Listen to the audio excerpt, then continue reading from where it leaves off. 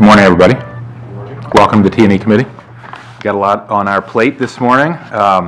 Capital and operating budget items related to transportation, including FY19 to 24 CIP amendments, transportation in the FY20 operating budget, 2 supplementals, and the parking lot district. Right. Before we start, to make sure everybody has all their paper in front of them, there's the thick packet, which is items 1 through 10. There's an addendum that was circulated yesterday. I have a couple extra copies. You don't have it. It's the addendum for items 1 and 2. It's just one page, 2 sides of a page. I might need that. Okay.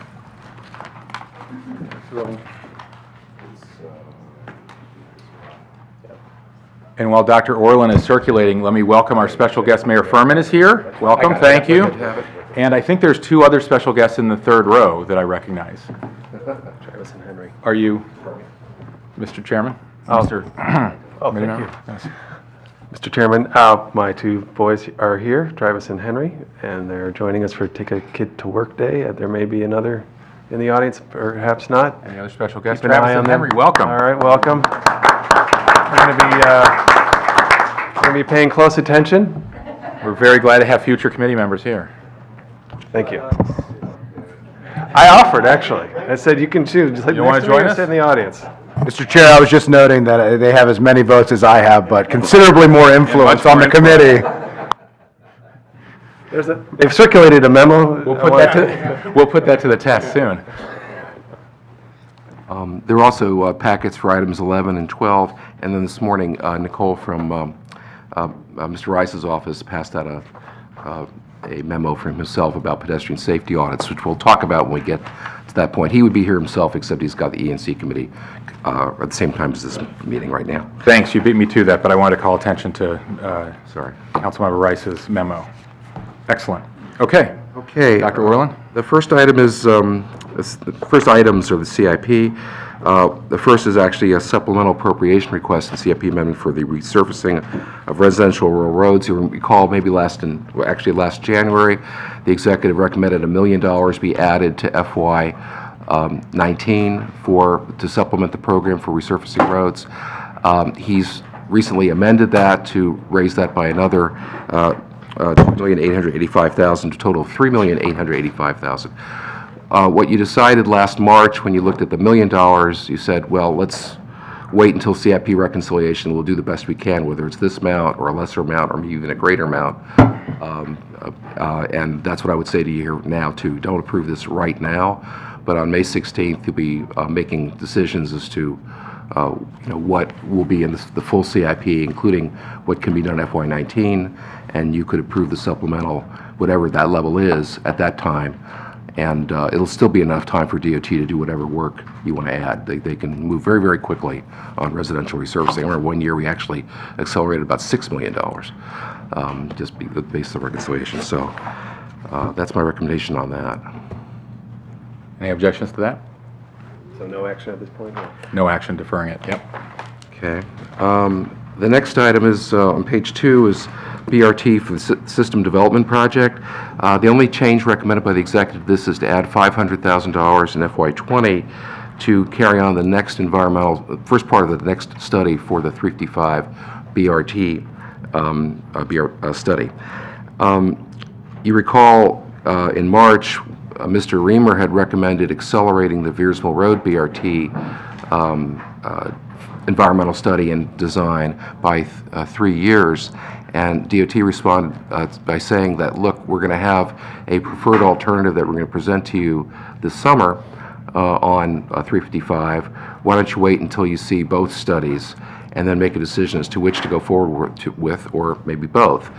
And so in that respect, I think the $500,000 request to be approved now is premature. I think you should wait until the summer, make the decision as to which BRT line or both goes forward, and I can have CIP amendments prepared for you at that time, which you could then approve, and there really won't be any time lost. So at this point, I would recommend not approving the $500,000 addition, which is current revenue. Mr. Reamer? Thank you. So is the $500,000, is that a proposal you've come forward with subsequent to our previous conversation, or was this kind of in there all along? No, it was previous, and that was kind of a placeholder because the environmental study for this corridor is much more than that. Okay. However, that we felt that we needed at least 500,000 to get us started. Okay. However, at this point, This is a new request. I mean, all the amendments you see Oh. here are ones that came over either in March or mid-March or April. Okay. So it's not one the committee's reviewed yet. I see. Okay. Glenn, Well, if I could, Brady Goldsmith, Office of Management and Budget. We would recommend moving forward on this now, the 500,000, but if you do choose to wait, it is current revenue, it would have to come out of reserves. So if you don't act on it now, we would recommend making that appropriate adjustment that it would be accounted for in the future. okay. Well, I like the idea of giving us some time and doing a side-by-side and seeing what we can do, whether we can do both. If not, which one we think is the top priority. So, thank you. That, Mr. Glass? Thank you, Mr. Chair.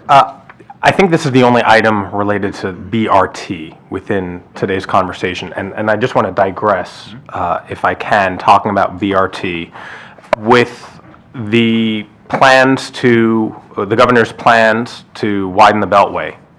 I want to ask how that impacts the planning for Route 29, which is much further along in the BRT planning. But I want to use this as an opportunity to ask about that.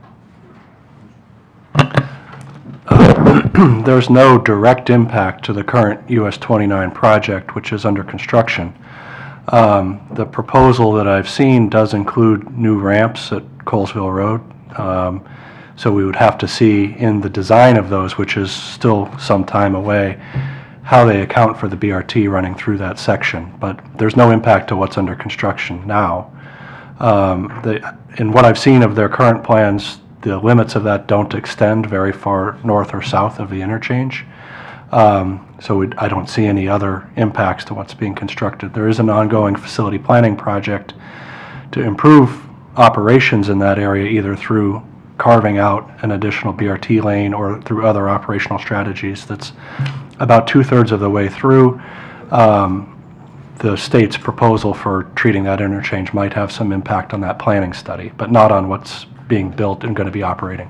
And thank you for that clarification, because that is the only point where the two would intersect. Correct. Which happens to be a few hundred feet from where I live, and so I'm just curious, as are thousands of other residents, about how that might work. Yes. Okay. We all are, and there's some online mapping that gives some indication of how that would work, but again, no detailed design. Okay, thank you. Thank you. Mr. Conklin, actually, do you have any special guests in the audience you might want to? There might be. I know they were maybe a few minutes late, but there's a couple of future transportation professionals back there, too. Excellent. Well, welcome. We're very glad to see you. Mr. Conklin, I heard at the, Evan and I were able to attend the State Highway Administration Dog and Pony Show last night in Silver Spring about the Beltway widening. And one of our constituents said that they had heard that the county anticipates taking additional land for the Colesville ramps in addition to what is envisioned by the state. Is there any truth to that? There are, in that planning study, there are some concepts that create 2 lanes onto the Beltway, but I believe it was within existing right-of-way, and those concepts haven't been fleshed out or selected as something that would be advanced yet. Okay. Thank you. The next item is facility planning transportation. In an effort to try to save money in current revenue, which is the same kind of money that funds the operating budget, the executive recommended delaying 2 studies that were approved in the approved CIP. One is for North High Street in Olney. This was added to the facility planning program 2 years ago to be done in FY20. It's a very short section of road. It connects a dead-end street to Morningwood Drive, and it would create a better circulation through Olney. It was something that was proposed by Greater Olney Civic Association, and the study itself was only $150,000. The exec's recommending delaying it by a year. You have a letter in the appendix. It came in a little late for the main packet, but basically a letter from GOCA saying, don't delay it. And I concur with that. I don't think a study as small as this and something that could improve circulation very quickly should be delayed. So I'm recommending not delaying that. Should I go through all the facility planning ones first, or do you want to talk them individually? However you want to do I it. think we're doing fine, but I think Councilmember Friedson has a comment. The next one's Summit Avenue. Did you want to talk first about that, or do you want to summarize? Yeah. You can do Summit. Are you on Olney? Okay. I want to just concur with the staff recommendation on North High Street? North High Street. I think the We okay Olney with Town that? Center would benefit from moving forward here. Okay, so we got that. Saw 3 nodding heads. Yeah. Okay, Summit Avenue. Summit Avenue was actually included in the Kensington sector plan several years ago. It went into the CIP for facility planning a few years ago. Facility planning phase 1, the feasibility stage, was finished last year, and you might recall, those of you who were here last year, in October, you reviewed the different alternatives and you recommended to DOT that you go forward with alternative L1, which is the extension of Summit Avenue from across the tracks near Kengar, behind the industrial buildings in the northwest corner of Kensington, and connecting up to Connecticut Avenue, where it comes in across from University Boulevard. And there's a couple other aspects of the project as well. They have started phase 2 of the study, but the proposal here is to stop the study early in FY20 and then have a 3-year delay and not pick it up again until then. We have a letter from Mr. Friedson, we'll talk about, I'm sure, in a minute, recommending not delaying it, and Mayor Furman from the town of Kensington is here, also recommends not delaying it. I also recommend not delaying it because this has the opportunity for significantly reducing delay at really the 2 big choke points in Kensington, Connecticut and Pliers Mill, Connecticut and Knowles Avenue. And to introduce a 3-year delay in the middle of a study is not ever a good thing, because you're going to lose the continuity in the study. You could, over that time, project managers could retire. You'd have to get new people in. It's just very awkward. So I think you lose a lot more time and efficiency. So I'm recommending not delaying that one either. Does the department have any? Well, the reason for this delay is basically fiscal capacity and affordability. The project is okay. It's, however, that's really the Okay. reason. That's good to hear. We'll worry about the fiscal capacity. Councilmember Friedson. Thank you very much, Mr. Chair, and appreciate it. Circles 10 through 12, you'll see my letter that I sent immediately after this came from the executive, and also the letter from Mayor and Council of Kensington. I think that first of all, thank you to Dr. Orland, who really did a good job of explaining this, and I appreciate the recommendation. I just add a couple points. One is that the town has already begun planning based off of this, because we began the study and have committed to it, and to stop in the middle of it would put a significant disruption in that. And also, there's a significant opportunity, as was discussed, I believe, back in October at this committee, about potential cost savings based on development. And if we are not moving forward with the project as development comes online, we would miss out on the opportunity for right-of-way and other capacities, I think upwards of $14 million from property owners in terms of our ability to do it. So the cost of not doing this, I actually think, is higher than the cost of doing it, and that doesn't even include the impact of this being an important project for the town of Kensington and for this portion of Montgomery County, where traffic is a huge issue. And if done correctly and based on the initial sketches, this would be a bike-friendly, pedestrian-friendly, shared street, keeping up with what our priorities have been. I know there have been some folks who have opposed the project from the beginning and have continued to oppose it and create some ideas that it goes through neighborhoods and other things that isn't accurate. And so I think it's important that we continue committing to what we've done as part of any master plan. The focus on master plans, I think, too often is about what the property owner's responsibilities are, and not enough about what we've committed to and what impact that has and what expectations that creates in the community, and in this particular case, with our municipal partners who are doing their best to plan based on what we have said we were going to do and what we've allowed. And I see that former Mayor Pete Fosselman is also here as well, and I know has been a long time strong advocate of this project. So appreciate it. Welcome, former mayor, and welcome to 3 more Kensington residents, I think, that have joined us in the back. I don't know if you want to join us at the dais, council member. Okay, welcome. We're very glad you're here.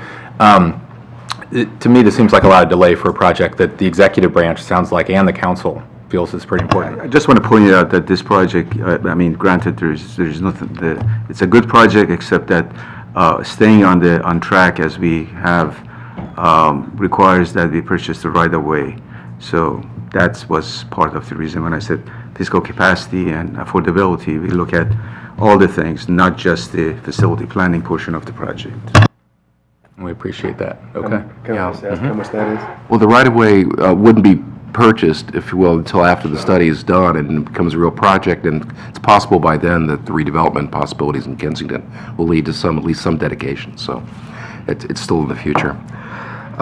Recognizing what the executive was trying to do here generally, which is, Mr. Roshdi mentioned, which is try to save some money in this project to free up money for the operating budget, I looked at other places in this project that maybe could be delayed instead of these two, and came up with three. The first one is the Clarksburg Transit Center. As you see in the packet in the first bullet in page 3, what's programmed within the project, $65,000 in FY21, and then missing FY22 entirely to $130,000 FY23. That's, again, very awkward. Usually studies continue. They don't have a gap year there. So I'm recommending deferring the $65,000 from FY21 to 22 and basically leaving the rest of the schedule in. So it doesn't affect the completion of the study. It just affects the start of it. That's the first. Maybe I should just go through all three and see what you think. The second one is sort of the biggie, Old Columbia Pike. This was an element that was included in the White Oak Master Plan a couple years ago when it was approved. What this project eventually will do once it's programmed is to take existing Old Columbia Pike from just north of the White Oak Shopping Center at Stewart Lane up to Paint Branch, widen that to 4 lanes, build a new bridge over Paint Branch. There's the old bridge that was been closed many years ago, replaced by a 4-lane bridge, and then continuing north, widening that section of Old Columbia Pike up to Cherry Hill Road, as the whole thing is a 4-lane road. And it would have a bikeway next to it and sidewalks as well, of course. The reason for the project and the master plan was to look forward to the fact that Viva White Oak would build out and all the areas around there would build out. So it's really something that's needed by the time the area builds out. As you know, Viva White Oak's moved much more slowly than we had thought a few years ago it was going to. And so what I'm recommending here is delaying this study by the completion of it by 1 year, the start of it by 2 years. And the reason I'm saying that is because the current schedule shows 2.5 years for Phase 1, which is the feasibility stage, and 3.5 years for Phase 2.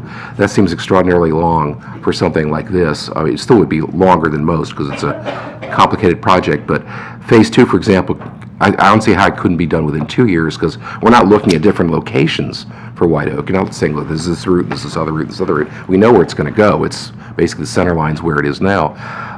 And 3 years seems to be sufficient for Phase 2.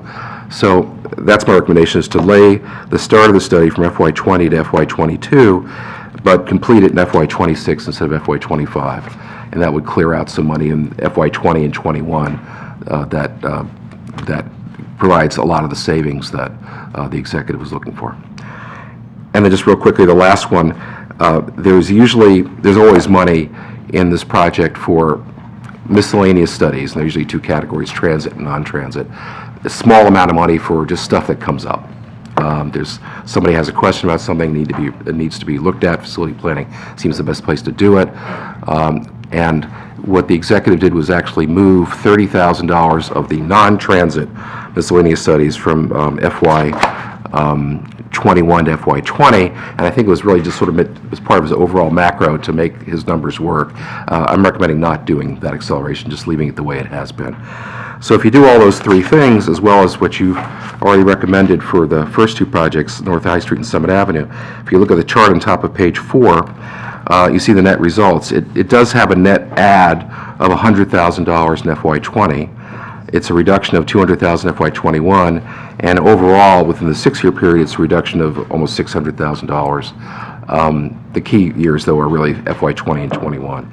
And this brings the facility planning program to about the same place as where it is now. So those are my recommendations. Thoughts on those? Any objections? I may make a point on the miscellaneous study. It's a small amount, and we always get requests for studies, even from the council members.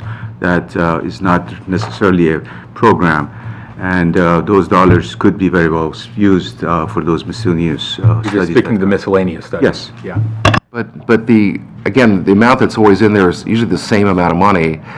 What this would do, what this would do is actually accelerate money from FY 21, so it would be a much smaller number that year to a higher number in FY 20. So really, again, when I talked to OMB about this, the reason why they did that was to basically make the numbers work, generally speaking, was a detail. And this is a large enough program, frankly, that if 65,000 weren't enough, you could probably find other monies elsewhere in this project. Yeah, we'll be here. So I don't think it's a big issue. I want to inquire a little bit more about the Clarksburg Transit Center. Can you talk a little bit more about that and the $65,000 allocated?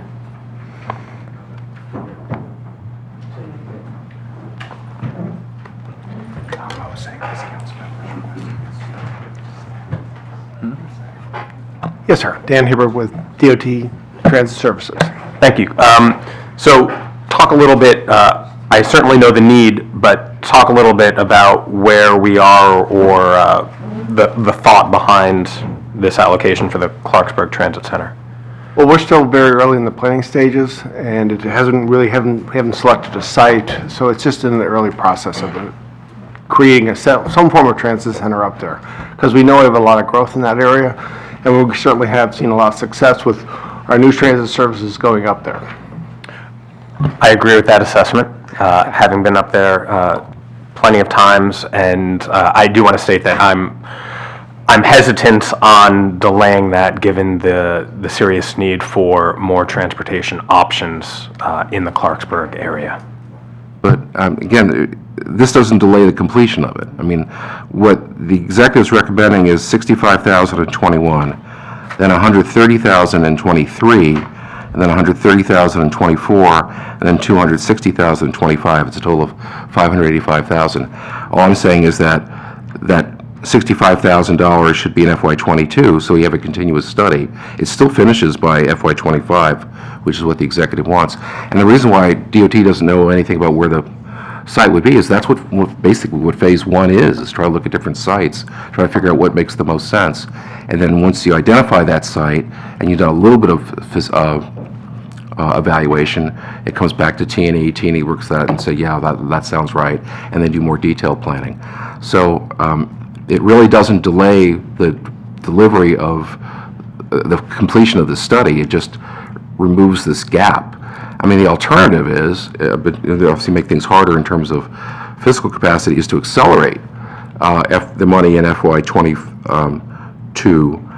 I'm sorry, for FY 23 into 22, and to accelerate the money in 24 into 23, and then 25 into 24. Obviously, that has fiscal effects in the other direction, but that way at least you have a continuous study. You don't have a big gap in it. Sure, and I appreciate putting it in perspective in terms of the timeline. I am just concerned about residents in the community who continue to feel left out with delay after delay and in inaction over the last many years. Sure. Tim Couples with DOT. With the facility planning process, keeping on the track, there's a lot of obviously development going on, Cabin Branch and so forth. The opportunity cost of potential sites that might disappear over the course of a year is something that to consider, and that's another argument for proceeding at the timetable that we recommend. Tim, what do you think about the impact, the existence of that gap year? We have these. It's a very complex spreadsheet, as you know, and we try and tweak things in order to balance out fiscal capacity. For this one, we would just keep plugging along and use the funds. We would use the flexibility we have within the program to kind of keep the project moving. we would most likely be proposing shifting the allocations between these projects and the full CIP update to close that gap here anyway. So the funding is to help you find the property? Well, the first step in the facility planning process is the site selection process, because we need to figure out where the riders are. We need to figure out sites that are available that would be within the watershed of those potential riders. And so that's the first step is in the facility planning is, So that's something you do based on population and the layout and the, that's correct. That's irrespective of the availability of property. You start by figuring out what's the best location. Is that right? Well, you kind of got to go hand in hand because there are, obviously some dense population centers in Clarksburg where there aren't any properties available. But we would, kind of map that out and overlay that at the same time with properties that we believe could be available. And then, see what impact that would have on potential ridership and so forth. Isn't this part of the BRT North, the 355 North? I mean, isn't this, that's what this would serve? What does it serve? There's absolutely a need for park and ride capacity for the BRT project, and that is an element of this. It's not embedded in the BRT project, figuring out the park and ride location. It's a standalone planning effort here, but there is a relationship between those, yes. I mean, where is this? This is a transit center. Where is it likely to be? That's the objective, I guess, of the facility planning study. We have the Boyd's Transit Center, which is likely to serve the Cabin Branch area. So this is likely to be further to the east. When we talk about the BRT, we also want to get folks to the BRT from, using other feeder services. And so, we would take that into account as part of this facility planning study. And there is other service up in Clarksburg now. I mean, remember you started the express service from Clarksburg down to Shady Grove. Yeah, that was my proposal. I remember that. Right. And there's also the route that runs from Clarksburg down to the Germantown Mark Station, and the Route 75 goes through there. So there's a few routes, not a lot, but there's some routes. And this transit center would... It'd be a place where basically buses can come and mingle. It'd be easy to transfer from one bus to another, and also provide some park and ride capability. Just seems like something that's a long way off, the need for this, as opposed to actual service and... Yeah, I mean, if it stays on the schedule it's on and facility planning's finished in '25, and then the executive at that point recommends a project, and somehow it is in the front end of the CIP, it probably wouldn't be finished until FY '27 or '28. So we're talking, 8 or 9 years from now. I'm going to disagree with my colleague and say that there is a need. There's a need for a lot of different things, and so I just don't want the residents in that part of the county to feel that we're again taking away options. And this is one more way that the council can show we're trying to help the transportation problems and alleviate them in the Clarksburg and Up-County area. My comment is that this is to serve a lot of transit service. Right now, we don't have a lot of transit service. We need to add that. We could do more to continue to add transit service, and that's something I've worked on the last couple of years, and we've been able to add some transit service to Clarksburg. People might laugh at us and say, you're building a giant bus station, you don't even have any buses pulling in. It's tricky.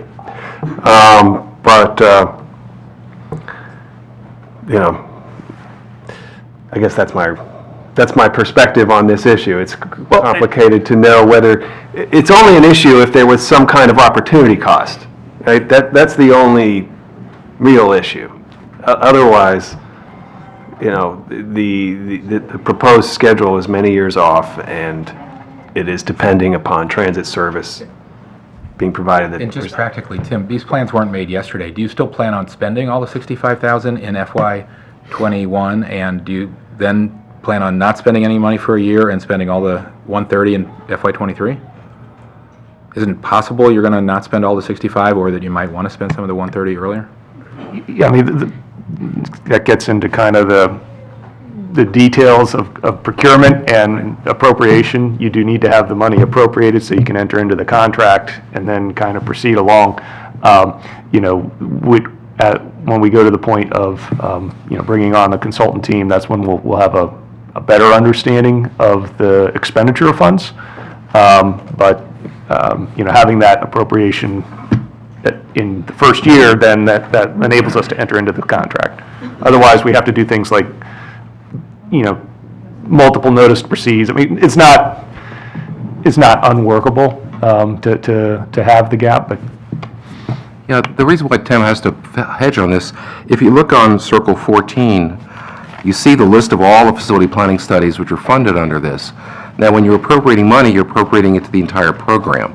And so I'm picking out these individual studies because we have schedules for each of them, but that doesn't mean that DOT can't take some money out of some other project and use it to fill in this one, or on the other hand, do the other way around, take money out of this project, use it for another one. They have the flexibility to be able to move the money around between studies.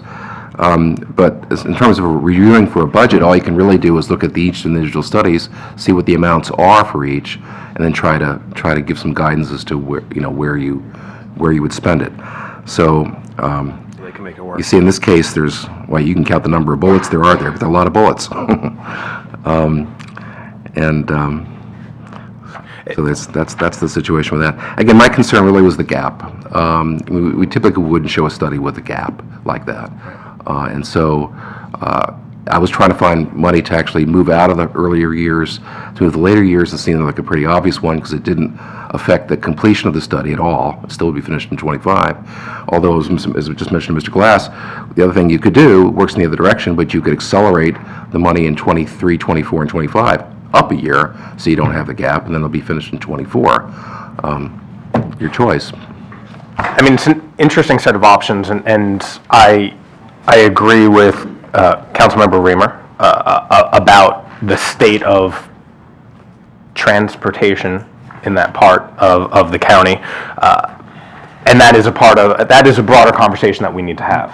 Absolutely, and as Dr. Orlin is suggesting or showing, the reality is, over this time schedule, the goal can still be achieved, and whether or not we delay it a year or just add it in 6 years, hopefully something will be there.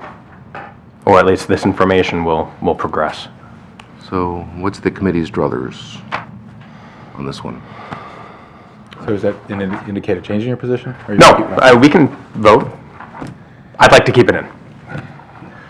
Can you restate what you just explained about accelerating the whole package? Right now, if you look at the first bullet on page 3, what's in the executive's recommendation is $65,000 in '21, 0 in '22, $130,000 in '23, $130,000 in '24, and $260,000 in '25. Okay, so it's very uneven. It's not so much that it's uneven, it's just there's this gap. Right. Okay, there's no money in '22.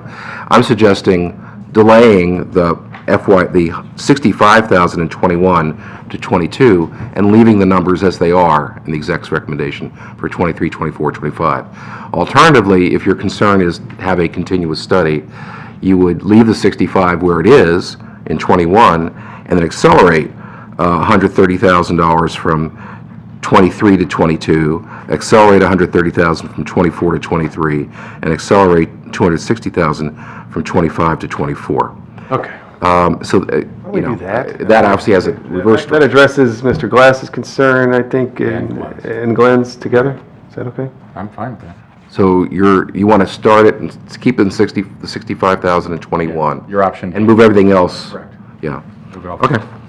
That obviously has a different result in terms of the effect on the CIP, but that's clear. Okay. You're the rejoicing in Clarksburg from here. Just make a note of this if I can. Love us now. Accelerate I've been waiting. 23 through 25 by 1 year. Okay. Okay. So the other two projects are. The other two we wanna projects, keep you okay with that? miscellaneous. Sorry? We want to keep the miscellaneous traffic studies on track. Or no, you conceded on that. It was a small amount of money. Do not make that change. Right, but you're getting more money earlier. Yeah. Right, now I remember. We're okay with Dr. Orland's recommendation? My recommendation was keep it the way it was and not Right. accelerate 30.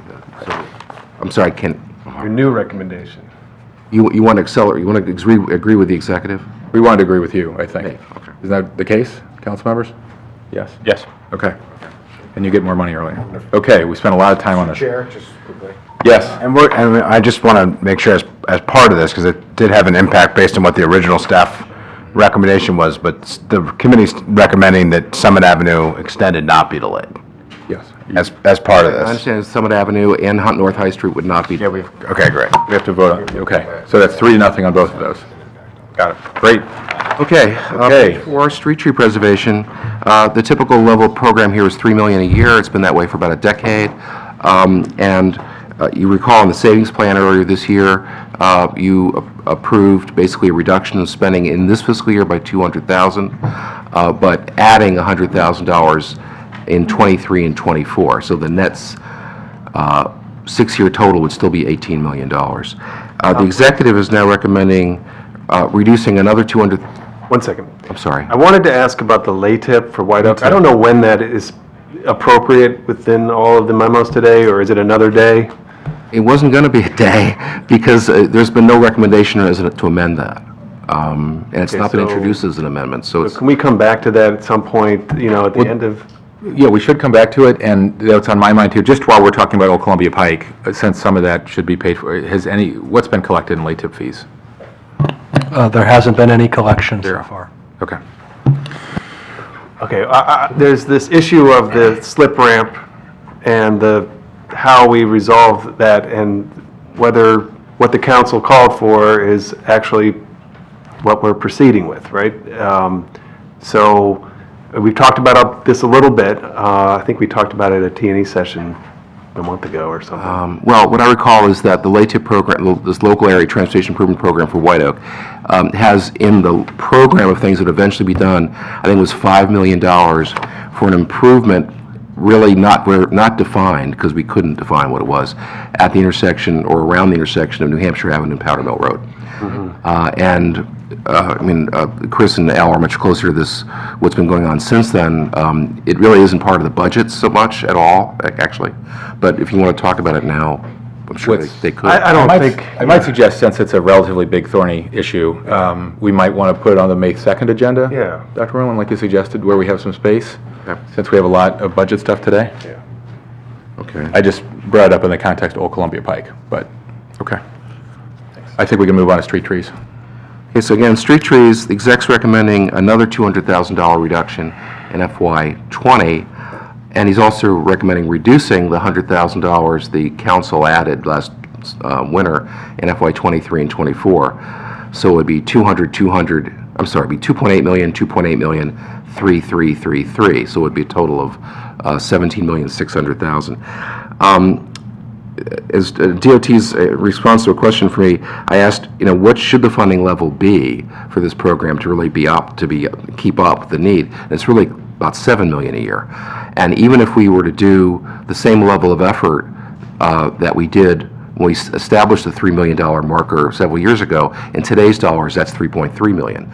So we're still well under what would be optimal for street tree block pruning in neighborhoods. So my recommendation here is, again, understanding this is all current revenue, it all competes with the operating budget and everything else, is to agree with the executive for the further reduction of the $200,000 reduction in FY '20 as well, but to raise the levels in '21, '22, and '23 and '24 to 3.1 million all the way across. So you still maintain the $18 million total, with the idea that maybe in the next CIP, if we can find the resources to actually boost this even higher than that. But at least you're sitting at slightly higher marker for the future than the 3 million we have, while taking a reduction in '20. And the marked up PDF is on circle 17 and 18 as I'm recommending it. Thank you for the recommendation. I really agree. I think the street tree program is really, really important, and I think it needs to be a high priority. So I would like to see us getting back to a higher level of funding. I understand the department, grappling with fiscal challenges, I would have thought this would have been one where, we would have seen a different recommendation from the executive, but let's get it done at the council. I certainly agree with that.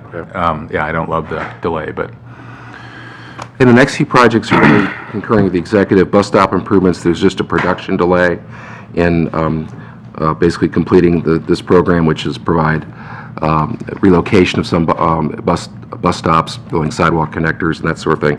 The program's probably 95% done. It was started several years ago. But some of the work now is more complicated, and work that would have been done between FY 18 and 20, 18 is now recommended to be done in FY 20 and 21, and I concur with the exec. I'd like to ask you about that, and where Dan was here somewhere. Thanks. Is the program 99% done? I don't know if it's 99, 90 to 95%, I think. No. About 90% done. We are challenged with certain locations where placing stops, sidewalks, shelters. Sorry, we have 2 new committee members and a forgetful chair. What's the scope of the program?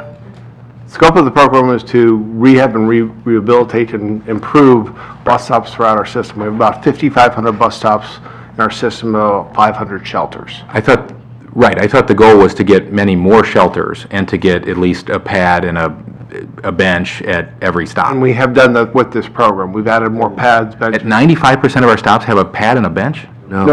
Right. No. So what do they have? There's a ridership threshold. I remember based on that. where we put the shelters and stops, and What percent have a pad and a bench? Somewhere to sit? I don't know. I'd have to get back that to you. I don't have it off the top of my head. I don't mean to give my annual speech on this, but I do think it's sort of, I'm surprised if it's really 95%. I think the scope is too small, personally. I mean, if we're trying to drive ridership, and we're trying to get people to ride transit generally, reduce our greenhouse emissions, we have lots of seniors, we have lots of disabled people, we have lots of people that, like me, who just want to sit down. We have bus stops that I think, I see all over the county, don't look very different than you see in many developing countries. And we used to have this, the contract, right, that brought in revenue for improvements. And what's the status of that? Right, the Clear Channel contract. The Clear Channel contract expires in May, but Clear Channel's agreed to continue on. We're kind of in a transition process. We'll eventually have to put that back out on the street, but we're working with Clear Channel right now to continue the process. It'll be extended Correct. beyond May. For how long? We're still working those details out. But at least Clear Channel's stepping up to the plate and continuing on, which is helpful to us. It is. How long, so you don't know how long the contract will be extended. Do you have a legal requirement for when it will be back on the street?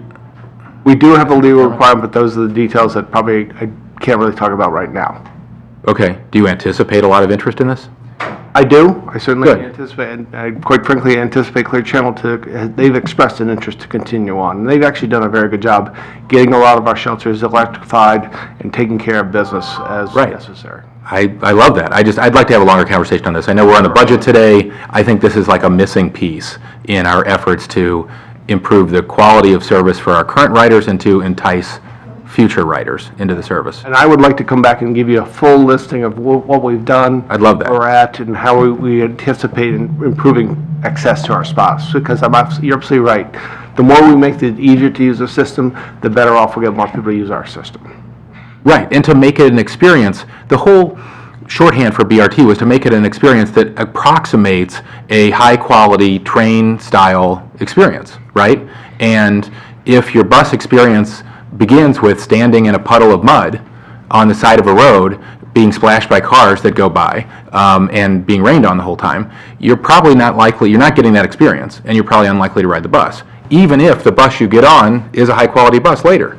So, anyway, like to have a longer conversation on this. Because I couldn't agree more with your comments about our bus stops or shelters has to be inviting. We want to increase our ridership, and I couldn't agree more. The reason there is a 95% at this stage, or 95%, is because of based on the threshold and which bus stops we're going to improve. For example, we start clearing the snow on any bus stop that has a daily 40 passenger boarding. So these are the things. Now the current CIP that is funded was established based on a specific threshold of passengers per stop. And we can come and review that with you, and if you decide that you want to do additionals or more, go deeper into the system, then we can establish a budget and start doing that. I'd like to do that. And- Summer meeting, I think that'd be great. Good. Yeah, I mean, it's both, I keep giving the speech I say I'm not going to give, but I think, yeah, our current writers deserve a higher quality, but also, if we want to attract choice writers, like you're talking about, people that need to arrive at work in a clean suit or dress and, you know, have not been standing in the rain to get on their bus, we need to make that happen. And it's within our grasp, I think. Go ahead. Thank you for that, and I agree with my colleagues. Further discussion certainly is warranted. But for the 10 to 5% that remains, where in the county are those left? It is throughout the county, because quite frankly, these are the more challenging stops and locations, and it's throughout the county. It doesn't have a specific geographical spot. It is throughout. I could provide that list to you. Okay, and is it the same type of metrics that were just alluded to regarding snow removal, you know, Yes. passenger? Okay, thank you.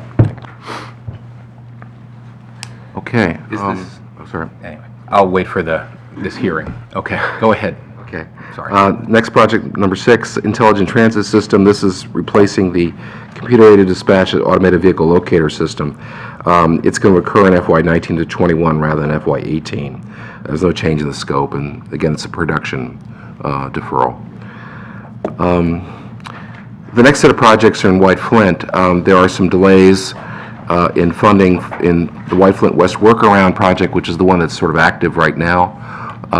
The reconstruction of Executive Boulevard, the construction of the intersection of Town Road and Old Georgetown and Executive Boulevard, and some other streets in that vicinity. A couple of those elements have been delayed a couple years. And the White Flint West Transportation PDF, the Rockville Pike reconstruction's been delayed from at least 2 years, from FY 23 to beyond FY 24. And the White Flint Traffic Analysis and Mitigation Project, the cut-through, the access restrictions work is going to be deferred to FY 21 and 22. A lot of this is because there is not as much development happening in White Flint as had been expected. A big part of it, and the first to answer is part of the answer too, the amount of money we've collected from the district is woefully short of what was projected. And so, as of this point, we've spent about $21 million on projects in White Flint that were paid for the district, but that's only happened because $9.4 million has been advanced from the general fund, which has to get paid back from the district at some point, and not in the far distant future, but in the nearer future. And that number, that $9.4 million advance, is going to grow to probably over $20 million by the end of FY 20, because there's a lot of work that's going to be done for the White Flint West Workaround in FY 20, and again, a very small amount of revenue coming in. This is a major problem, and it's actually been getting larger and larger as the years gone on. The executive branch is aware of it. They're working on it. They probably will come back with some kind of comprehensive response to this sometime, I want to say, later this year, but maybe, Al, I don't know if you want to say anything more about that right now. Okay. It's. Bet you don't. Why not? It's just putting it on your radar screen, okay? There are all kinds of ways this can go. And so, again, I'm recommending concurring with the executive, frankly, because you don't have much choice. There's not enough revenue coming in to be able to not delay these projects. How much is the revenue savings from the delay? I can't quite decipher. We're stretching out. Quickly. Again, there's not enough revenue to do any of this right now, really. All we're talking about. Let me ask you this way: if we do not accept delays or deferrals, what is the impact to the capital budget? Oh, it doesn't have any impact on the CIP reconciliation because it's all showing as White Flint Tax District revenue. This happens sometimes. If a project is shown, for example, the impact tax revenue, it'll still show that even though there may need to be advances from the general fund because of shortages in impact taxes, with the understanding that future impact taxes, not too distant future, will refund the general fund. But the ultimate source of revenue in this case is the White Flint Taxing District. Okay, but if we say we don't want to delay this, like, I don't think we should delay this. I think we have to accept that forward funding some of this is just part of getting White Flint ready to become the commercial district that we need. That I think the county needs another Bethesda, and Bethesda is really at a kind of, it's peaking now, and I think we should start looking down the road, 5, 10 years, what's going to be a big revenue source. We want an office market to start there. This infrastructure is part of that. The fact that this ultimately gets repaid is helpful because it means we're going to get the money back. But what is the fiscal implication of not delaying it? Where does that money come from if it's supposed to come out of the tax district and the funding isn't there yet? Mary Beth OMB, the short answer is basically it's a cash flow loan from the general fund. What about interim, like taxable bonds, interim finance, that kind of stuff? Interim finance, I don't think anyone would want to repeat again, frankly, after smart growth. In terms of Look, taxable. all interim finance is not bad, right? Interim finance as a tool is not bad. It's bad if you don't know how to repay it. So if we don't feel confident that we're going to get repaid from the tax district, yeah, it's not a good use of interim finance. But if you know you're going to get repaid, it's okay. I think the challenge here is when we will be Yeah. repaid. And the problem is, if you have something that's essentially a loan on the books for too long, you have to end up dealing with it out of the general fund. And that is something that I don't think anyone wants to have happen. I think one of the challenges we have right now is that we don't have the full picture for you, so you feel you're making this decision in a vacuum, and I understand that. But the reality is that we've only kept on track the projects that are essentially under construction or ready to start digging. And the rest, we believe, will have to wait until we have a viable way to pay for it. But these are studies, essentially? What is the cost of these projects? Well, it's on circles 21, starting at circle 21. You see in FY '20, almost $20 million expected to be spent. So that has to be, well, we don't know what share of that comes from the tax district. It's going to be a couple million, maybe, Couple million. So you're talking about 3 million. I mean, There is, I just want to make a point about the projects that is ongoing. On the western workaround, we are proceeding with the construction. Actually, we are well into the construction right now. And those projects, the county executive decided not to delay any of those projects, actually for the same reason that Mr. Reamer was pointing out. And in terms of the finance, I know that the finance department and OMB is working together on those numbers and where the funds comes from. I think at some point we'll brief the council on that issue. Okay, but what is I guess I want to find out what we can move forward. I mean, I can't say we can take a $10 million hit to the general fund. You know, that's just not realistic. But are there studies in this mix where we can keep them going so that we're not losing 8 months, a year, year and a half over, a couple $100,000 that we would get repaid? It's not a big deal. We are not holding any projects. I mean, all the projects that in the white flame. This says, I'm sorry, I just may not, help me understand here. The first sentence is the executive recommends deferrals of 3 projects. There are 3 components of this. The western workaround, the delays that you see are related to land acquisition and utility issues, but the project is fully funded for construction and is moving forward as quickly as it can. Okay? The other one that is listed here, White Flint West, there's no current activity on that project. That is additional projects above and beyond the western workaround. It's the boulevard design for Rockville Pike and a few other projects. There's no activity ongoing right now, so there may be a delay in starting, but it's not interrupting any workflow. On that one, just on that one, the design money wasn't even going to start till FY '23, and so that's been delayed to beyond FY '24. And how much was the design money? I don't recall, but Chris is right. There's nothing happening. and Well, there should be. for So, years.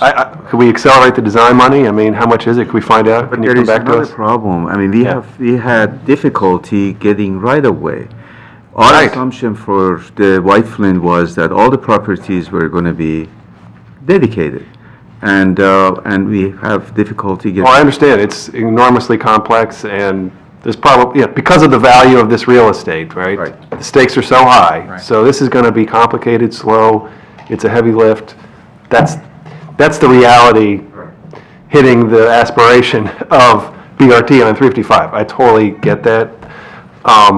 Having said that, I think the more we can push things along with projects, designing this the boulevardization of 355 is absolutely essential, and it might help motivate property owners to, to get involved. So can you come back to us maybe The with, technical reason for that delay also, which is not having a preferred alternative for the BRT configuration, and that technical reason will be resolved very soon. So then you'll just be down to the financial question on that is this project. the BRT north? The south This is the component. south. Yeah. We don't have a preferred alternative? I thought we, You will this But summer. earlier, they're going to come back with a preferred alternative this summer. I gave you my for all three. commitment to come back in July. that's on BRT south. It's the The other entire thing is the entire BRT corridor. north. 2 miles. Both. So this summer, we'll get a preferred alternative, and at that 22 point, we can consider, moving quickly with studies and so forth. You would, Glenn's that grimacing, but, that hurdle will be removed. You still have the financial question about Yes. whether you want to fund that and Right. out of other revenues. The other one that's listed here, the traffic analysis and mitigation. The studies have been done at the intersections and concepts developed. There's really no pressing need to advance this until the development pace changes and those can get advanced. And East is in the same position as West. East is a set of projects that haven't really gotten underway. Those projects are Neville Street Extended, Executive Boulevard Extended, that are largely within the old White Flint Mall site and up north towards Park Lawn. And again, those are in the same position as West, that not advancing at this point. There's nothing, we haven't delayed anything because it hasn't really started. well, of those, I think the getting going quickly on the boulevard design, to me, seems essential, because nothing is really going to change in White Flint and that whole area until we rip up Rockville Pike and rebuild it as a boulevard. I think that's the major impediment to building the city, the linear city that we have in mind for the Pike. And so we can bring this issue, we can return to this when we are taking up the locally preferred alternative, or can we do it now? Well, I'd really suggest you wait until the executive comes back with a comprehensive proposal as to how to deal with this issue in writ large, because, again, we're so short of revenue here to be able to not just fund the rest of White Flint workaround, but fund all the other parts of the White Flint, all these White Flint projects. I mean, I get that, it's just that that's gonna, I mean, that could be a proposal for a tax district. This could be a multi-year process of thinking that through, and it could be controversial, and, who knows where that ends up. Meanwhile, if we haven't started on the studies, it's like we can walk and chew gum at the same time. I mean, the big money is construction, it's not studies, right? Studies are just, that's all they are, studies. Most of the delay in the White Flint West workaround isn't studies, it's actual work. Except for this one item, the The Rockville Pike one is in the White Flint West one, which, again, the design wasn't going to start till FY '23, because frankly, didn't want to start work on the Pike until the workaround was done. I mean, the whole point of the workaround was provide a workaround so that people could get around that part of the Pike while the Pike is being reconstructed itself. So, anyway, again, you could show not decelerating these projects. It does assume a larger advance of general fund, which is already going to be probably in excess of $20 million by the end of this fiscal year, which is, it's bigger than the snow supplemental. It's a lot of money. No, it's a lot of money, I think we need to be comfortable with some money, but it's got to be for the right things and so on. I mean, I think there's just a lot to think through here. It'd be nice if we've lost DMETS. We don't have Pete Fossman is here, and he's staffing White Flint partially. Let me just stop for a moment. Maybe other council members have suggestions, but there's just a lot here. Generally speaking, I want us to be doing more. I want us to be moving faster in White Flint, and I'm apprehensive about waiting for the big thing down the road, and not taking action to keep it moving forward in the meantime, because that's a long, that's our pattern, is waiting for tomorrow. And I think we need to not embrace that posture here, although I recognize that the big money is something we haven't figured out yet. District council member has a bold and visionary solution. Yeah, exactly. I'll get back to you on it. It's in my office still. I forgot to bring it with me. But first of all, thank you to Councilmember Reamer for saying what you said. I totally agree with you. I think it's a challenge. I think we all recognize the challenge. I totally understand the executive's viewpoint here that this is a hugely difficult fiscal issue that we now have in the Pike District, and how to solve it is not going to be easy, and it's going to have to involve all of the stakeholders. But at the same time, there's a chicken and an egg situation here, that if we wait until there is the necessary demand for the infrastructure that we had envisioned, it may never happen. The demand may be waiting for us to create the desirability of the place. And I think, in particular, the Boulevard was the heart and soul of the White Flint sector plan. That was the glue that binds it all together, and a delay on that, I think, is, I don't want to say an abandonment, but it is to a certain degree a pretty chilling message that we're sending to property owners, that we're sending to the community stakeholders, to residents who had all bought in on the vision. And I don't have the bold and visionary solution yet to be able to do it all and to figure out exactly how we're going to pay for it. But I certainly appreciate and share all of the comments that were made by Councilmember Reamer. And I think that we've got to solve it, because I do agree that I don't see an economic development strategy in Montgomery County that grows a private sector economy to the degree that we need without the Pike District being a hugely vibrant, attractive place, not only in Montgomery County, but for the region, for the country, for the world. If that is not a place where companies are flocking to, where residents want to move, where families want to be, then nothing else works, because it is one of the last great transit-oriented development areas in a hugely desirable place. And if we can't figure out how to turn it around, we're in deep trouble. And so I think at a certain point, we are going to have to be bold, and we are going to have to take some risks, and we are going to have to do the investments. If we're asking the private sector to be bold and take the risks and effectively jump in the deep end and hope that it works out, we have to be willing to take some risks ourselves in order to spur the type of development and the type of revenue and the type of economic activity that we all create. So I think, and I agree. I think in terms of prioritizing, to me, the three biggest pieces of that sector plan were the Boulevard on Rockville Pike, served by BRT, but the Boulevard is key to that. The second metro entrance, and the street grid, which the intersection, which I think is delayed here, Executive Boulevard, Old Georgetown Road, Town Road, is that delayed? No, actually, the delay that we had was related to the property, lack of right-of-way. So that is not going to be delayed? That is. Because the work there has started, right? It is. Yeah. Construction is underway. And, okay, and then Those projects are all on time. and the VOB acquisition has... It's all done. Has Well, happened. again, I'm just going by what the PDF says, because the land acquisition's been delayed a year, construction's also been delayed a year. I mean, So it has already been delayed, but there's no further delay, is what you're saying? Absolutely Well, not. this And actually, in regards to Boulevard, Mr. Friedson, we are not delaying that. The thing is, the BRT had to, the alternative has to be selected before we know what is it that we have to go for design. And then once that's done, then we come back and then, of course, as part of the executive proposal and see from the financial standpoint what can be moved forward. I don't want to hijack too much of the conversation. I'll just say that it was, we're 9 years past the approval. We're now talking about pushing off the Boulevard, which is the heart of the entire sector plan. And so I'm just concerned of what that will mean to ultimate development. So, thank you.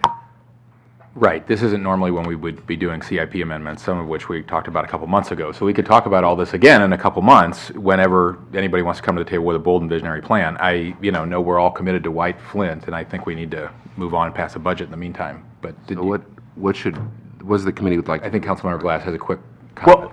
Well, quick comment indeed. I appreciate the thought that you just shared, putting it all in perspective, that we did have this conversation a few months ago. We clearly expressed our commitment to White Flint with the second metro entrance, and some of this work is going, it's ongoing, and we just have to figure out the finances to keep it going, but I think we've shown commitment to White Flint, and we're certainly not giving up on it. Right. So I think Concurring with the executive, or? I'm fine with the executives in the absence. Nobody's happy with it, but in the absence Right, of a yeah. better plan, yes. So 3-0 with a, I'm going to go with this for now, but I do think we need to take this up again in the near future, right after budget, come back to White Flint in all of its elements and figure out where we're going here. Okay, if there is an after budget. it's 3-0 Okay, with a frown emoji. Yeah. yes, exactly. There's one with steam coming out. Please edit the software to reflect that. Brighton Dam. Brighton Dam Road Bridge, again, this says federal inspection. Now there are some additional structural issues that have to be addressed. I don't know why that semicolon's there. And it's costing $390,000 more, but that's split 3 ways between Montgomery, Prince George's, and WSSC. So although the PDF shows $390,000, it's only $130,000 in county funds. Is there no state money available for this? It's not a state road. Go ahead. It's not a state road. It is not. It's paid by Howard County, Montgomery, and WSCC. No, So this project is moving forward. So the issue with why this bridge needs, why the work needs to be done is this is also a dam, and the joints are leaking, and the salt-laden water is damaging the components of WSSC's dam. But the bridge itself has not deteriorated to a point that would be eligible for the federal funds. And so that's why it's actually Howard County, not Prince George's County, three-way project with Howard, WSSC, and Montgomery County. Right, okay. The next item is just some funding switches the executive recommended. It doesn't change the scope or the cost of the projects, just changes the color of the money it's paying for each of them. Aaron Kraut pointed out something, though, on the intersection spot improvements project, which lists individual intersections to be improved. That list should also include the Wilson Lane Bradley Boulevard intersection, which you took out of the Bradley Boulevard improvements project last year and put into this project. It just isn't explicitly listed, so it should go in the text. Okay. The next item is the bicycle pedestrian priority area. I'm sorry. Did you want to? No, I just want, for the record, Councilmember Friedson has immense influence in this committee. Please, go on. The kids have taught me well. The bicycle pedestrian priority area improvements last winter, you have agreed to, with Mr. Reamer's proposal, to add $1.5 million in FY20 to sort of accelerate this program a bit. At the time, he also recommended splitting up the project into some sub-projects, and because they're explicit projects, they needed to be introduced and go to public hearing like anything else. And so they're shown on circles 33 through 36. Fenton Street Cycle Track is its own project. Bicycle pedestrian priority areas improvements in Wheaton, BPPA improvements in Veers Mill Randolph, and then the balance of the program. It's the same amount of money in total, same scope. It's just more explicit in terms of which each individual project is. And Yeah, I think, splitting them up into 4, it kind of reduces our flexibility a little bit. As one project gets, experience like a utility relocation delay or something like that. Having it in a general program, it kind of gives us the flexibility to follow the path of least resistance. But That's also the issue. That's why we want to have them separated out, is that I'm concerned the about the path of least resistance. So the other thing that I think, going along with that concept, of splitting them up, we might suggest a little different way of grouping them to preserve both the transparency and some flexibility.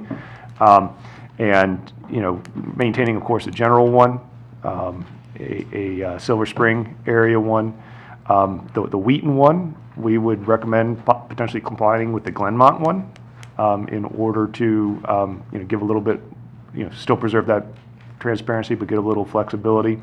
The Grosvenor one, which has the potential to have some difficulties in implementing as well, we would recommend possibly grouping that with Randolph and Veers. And then the last category that I think might be worth considering is a Purple Line one for the gaps that are around the stations, specifically Langley, Long Branch, Piney Branch, and University. That may be something worth pursuing and breaking out as a separate one. That said, we can implement. Isn't that a few more Well, the than we have? Purple proposed? Line ones, Tacoma, Langley, and Long Branch are actually part of the general Right. project now, so you got actually more flexibility under this proposal than you would It would be just, I separating guess, them out. raise some visibility to the. I mean, I like the idea of a Purple Line project. I think that's Right. pretty cool, right? And Well, that- especially in that area. Yeah, but that's currently in the general BIPA. It would result in a Program. little bit smaller BIPA. It's just a grouping that, as we work with our program managers, it makes more sense to us. That said, we're going to get after it and implement the program regardless of which bucket of money we take it from. But that just was a suggestion that we saw as, it might make things a little bit easier on our end, but either way, we're going to, Just to call it that, you mean? yeah. Okay, sounds like we're fine with Would you that. call the Silver Spring one as part of that, too? I would like to keep the Fenton as the Fenton, and not call it the Silver Spring. If there are other Silver Spring pieces, you can pull those into the general BIPA. But, Purple Line, you mean? Into the, or if they're Purple Line related, absolutely, yeah, in the Purple Line.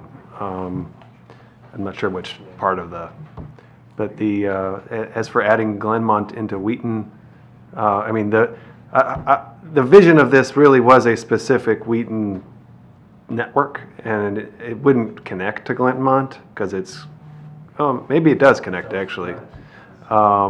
There's a neighborhood greenway study that links Yeah. the two. I mean, I don't know, it's kind of interesting, actually, but that's an expansion of the scope, and, well, is it an expansion? I guess. Yeah, this is Glenmont's part of the general one as well. It's just reorganizing. It's just recombining them in different ways. So what I'm hearing from, if I can summarize, you're suggesting that Wheaton and Glenmont be combined into one, so Glenmont be taken out of the general and put in with Wheaton.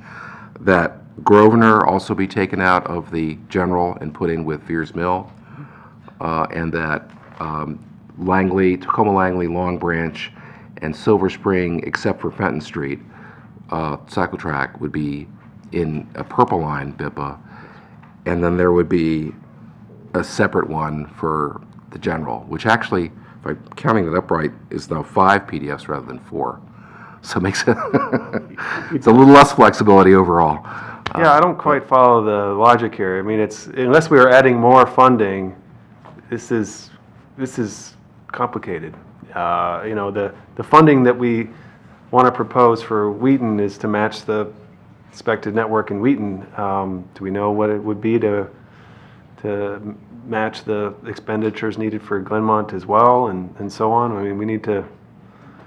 I mean, as far as what the combined value Yeah. of Glenmont would be. Yeah, I mean, I don't know that we had Grosvenor necessarily identified as how much it was going to cost, did we, or? It's part of the BIPA general project now. It's actually earlier on because it was one of the earlier BIPAs. Why don't I recommend that we accept the Purple Line BIPA and leave the rest. It just sounds complicated to sort out in the moment. Good thinking, but, so we would add another PDF for Purple Line to the mix. So add Purple Line, which would include Tacoma Langley, Long Branch, I'll call it other Silver Spring, not the Fenton Street cycle track, but everything else in Silver Spring. And then leave it the rest, the Fenton Street cycle track would stay the way it is, the Wheaton one would stay the way it is, Long Branch covers. and Piney Bearsville Randolph University. would stay the way it is. Yeah, So, okay, Piney Branch and University. you had Long Branch. I have, that's Long Branch, yeah. Okay. Sounds great. Good. Okay. 3-0. Okay, and then the ride-on bus fleet, we're going to talk about that in a few minutes, well, a little later. We talk about the mass transit fund, because it's tied to proposed reductions in service. Okay, now we go to the operating budget. The leaf collection fund is recommended for an increase of 5.4%. It'll change the charges to single-family units by $5.23 per year, and for multifamily units by 18 cents per unit. And most of the costs that are increasing here are compensation due to the McGeo agreement. So that's recommending approving the exec. Okay, fine. Mr. Rushdie, are you being attentive this year to make sure not to schedule the first leaf pickup too early, provoking constituent concerns and requests for a third pickup? Actually, although we start in November, and there is a reason for that, because we want to get done before the snow season starts and we have ice and snow, because then it will be 10 times more expensive. Rather than vacuuming, we have to scoop this thing. And although sometimes on the first round we don't pick up enough, The first one's in November? yes, Everywhere, countywide. we go for the second time. And any community or any homeowner contact us, we send the truck back again. So in a sense, we go for quality control. It's fine as well. It's like going for the third time. But we have been able to make sure that all the leaves are picked up before Christmas. Yes, I remember well. Okay, thank you. Just wanted to raise that again. Back to you, Dr. Orland. Okay, if you go now to starting page 7, you have several items under the general fund, but I thought maybe the first one we should take up is Mr. Rice's proposal that Nicole handed out this morning.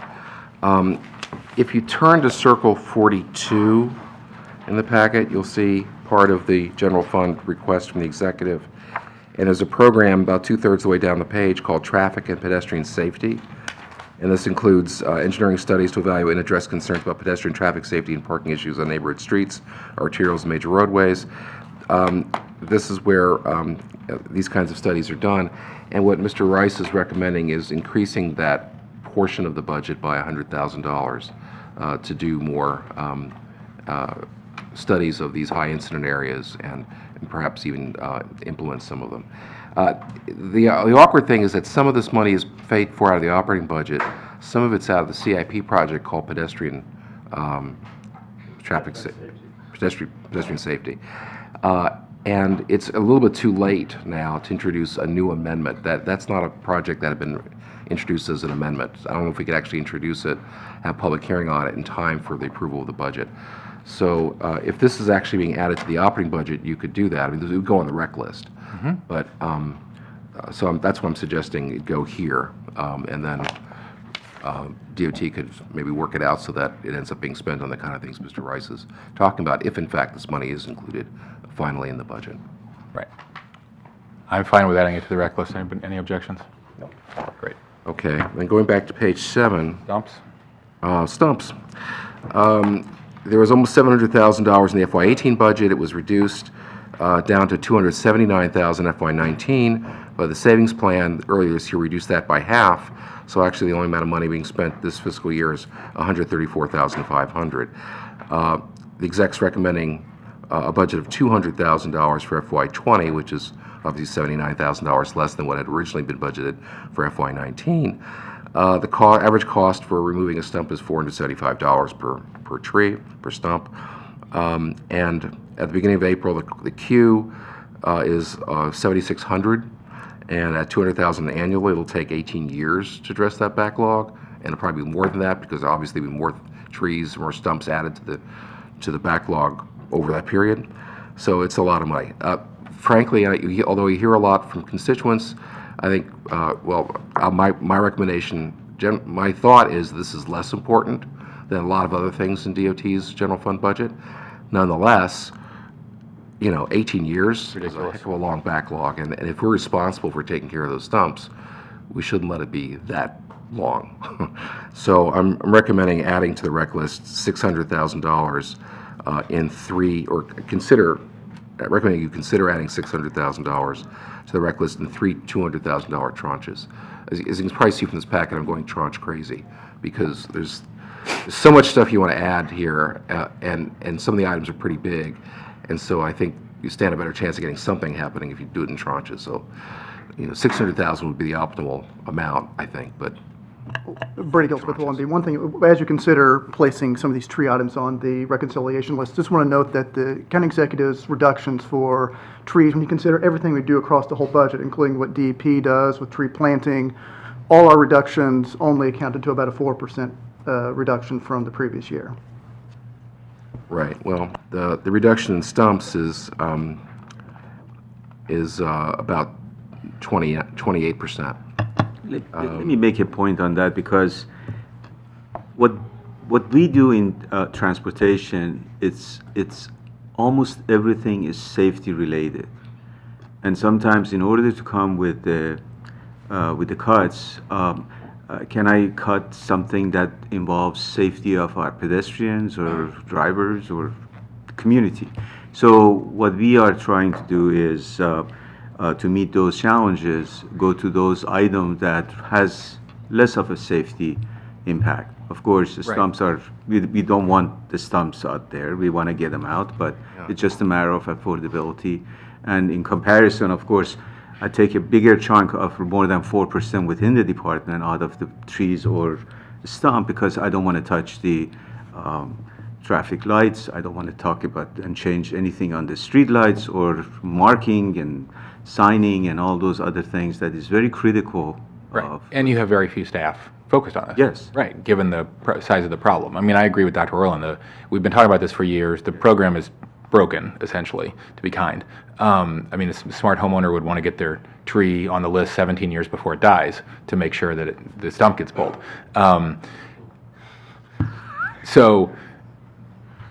It needs a programmatic solution to me, a policy solution we're not going to do today. But I'm wondering, like in the renter bill we passed several years ago, we included repair and deduct, where the tenant could just do the repair him or herself and then take it out of the rent.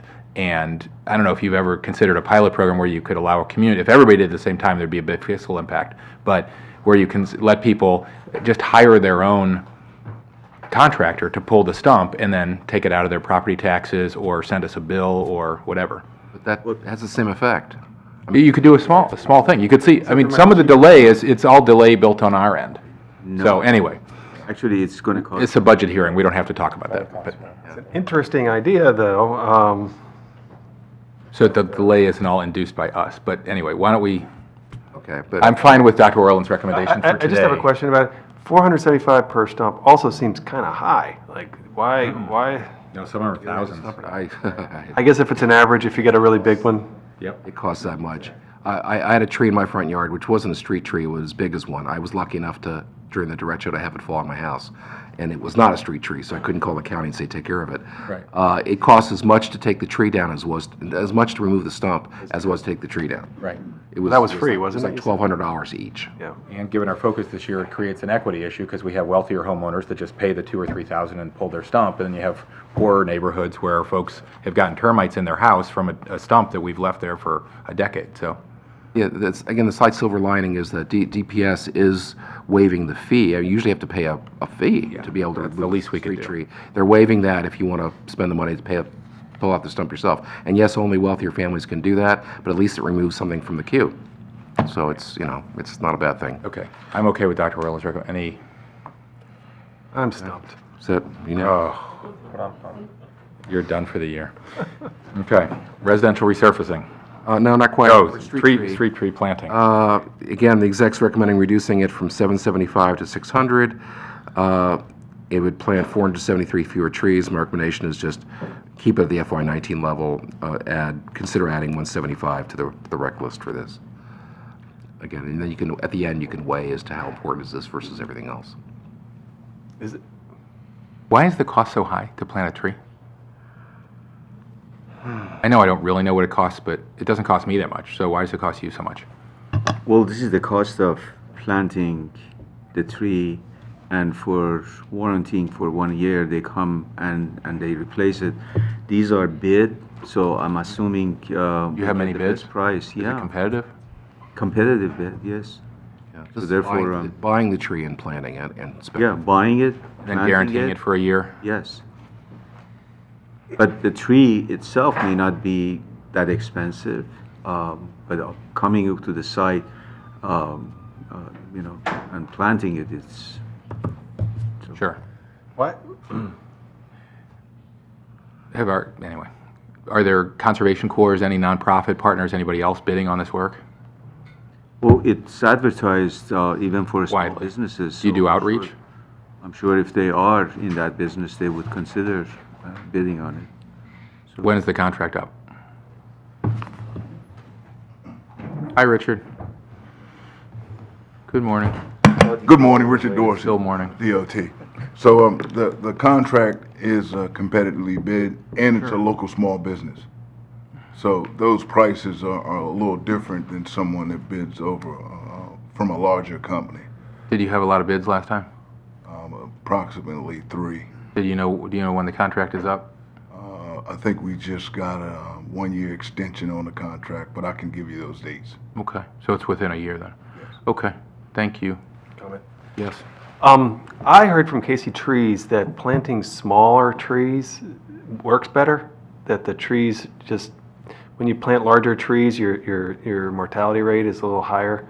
And so it's not as satisfying to plant smaller trees because they don't immediately provide as much visual appeal, but that the success rate is better.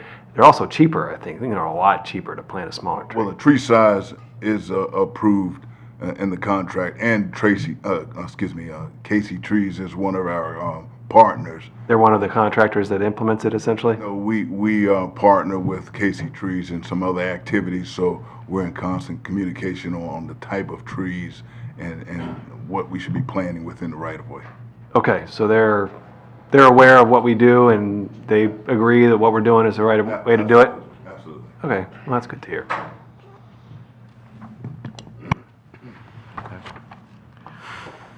So is it 3-0? Like 3-0. Yeah. Yep. Okay. Resurfacing? Next is resurfacing. Most of the resurfacing money is in the CIP.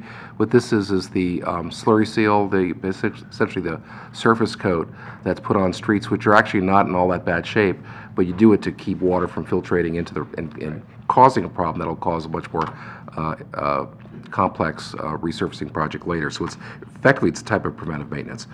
The exec's recommending the same level of funding in FY20 as in FY19, but the costs have gone up pretty considerably. Why have the costs gone up 18%? So in the contract, we evaluate locations for projects. We have estimates, and we go out and we assume what the cost is going to be. The numbers that you see that represent the 18% are actual numbers. So conditions may vary on a project, so the cost may be a little more expensive than our estimates, because you see the pavement conditions throughout the county. It may be a little more challenging than we anticipated with our initial estimates. But the conditions were largely the same last year, so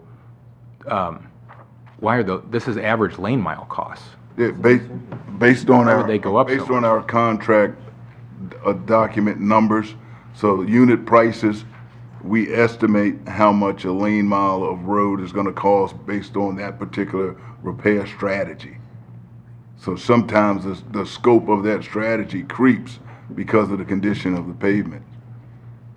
So it's not the cost of the slurry seal itself as a product. Right, it's not, the that's application. just the final surface. have but more- there's prep work associated with the slurry seal. This year's projects are more complicated than last year's projects and therefore more expensive? No, so in a particular overlay project, whether you're overlaying with hot mix asphalt or slurry seal, you have to do a level of prep work, Right. which is some level of patching. Sure. So that patching in that particular project may extend more than we assumed in our estimate.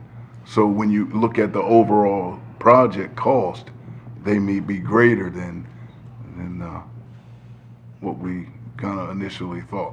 So you think this is a one-year deviation, not a trend? It's not going to go up 18% Well, next year? there's going to be some increase or decrease to it, and we won't tell until we have the actual numbers from FY19.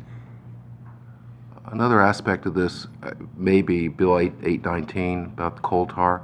My understanding is the slurry seal doesn't have coal tar in it, or? No, none of our approved products or materials have coal tar in them. And the PAH or PHA, I can't remember which it is that at a level which is? The PHA, we don't have those statistics right now, but we're investigating with our internal lab and some other partners to determine at what level, if we have those items in the material. This is the bill I went to public hearing a few days ago. Sure. Okay. Okay, so anyway, I'm recommending just raising it by 18%, but again in 2 tranches of 240. Fine. Okay. Okay. Raised pavement markings, these are these reflectorized pavement markings you see in demarcating the lanes from one lane to another. Some years they're in the budget, some years they're not. Basically, there should be an amount every year to replace parts or all of these reflectors because they break or they come off. And there's also a backlog of about 10 lane miles, which DOT's identified that really should have them. This is really a safety issue because state highway statistics show that where you have reflective pavement markings, you reduce accidents on these highways by 20% at night and 25% on wet nights. So it's a Vision Zero thing, actually. It's not about pedestrian and bicycle safety, but it is about safety on the roadway. And so I'm recommending adding to the wish list $20,000 to eliminate the backlog for new installations and $50,000 for maintenance of the existing ones. So a total of 70. Good. Okay, the next item is just every year the council wants to look at the backlog of traffic studies. These are the studies that are requested by citizens for stop signs, traffic signals, speed humps, whatever. And actually the good news here, and it's documented on Circle 52, the backlog as of a couple days ago was 122 studies, which is way better than it was a year ago, which was 210. So we're really cutting into the backlog. Good news. The Get-In program.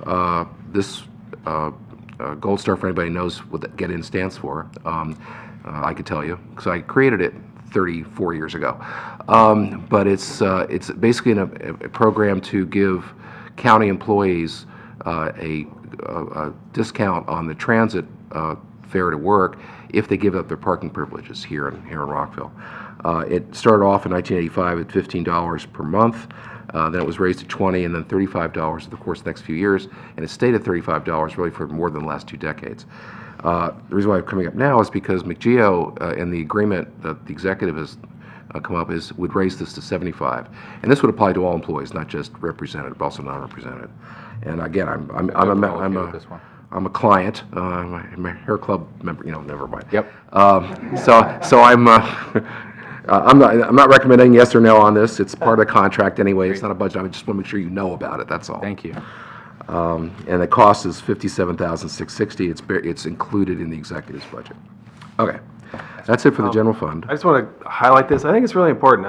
It makes no sense why county employees who drive and require use the expense that the county provides for parking are allowed, while those who don't drive, aren't provided some kind of reward or incentive for saving the county money. And so if you take transit, if you walk, if you have your spouse drop you off, if you bike, whatever it is, that ought to be recognized. I don't know that, I think we need to look into this more as part of the TDM conversation, and there may be ways we can strengthen this and just make sure it is really not only reflecting, but really incentivizing people. I think a lot more people would carpool if there was a better incentive to do so. So it's kind of a mild version of cashing out for parking. yeah, it's a mild version, and we could do more. Parking drop.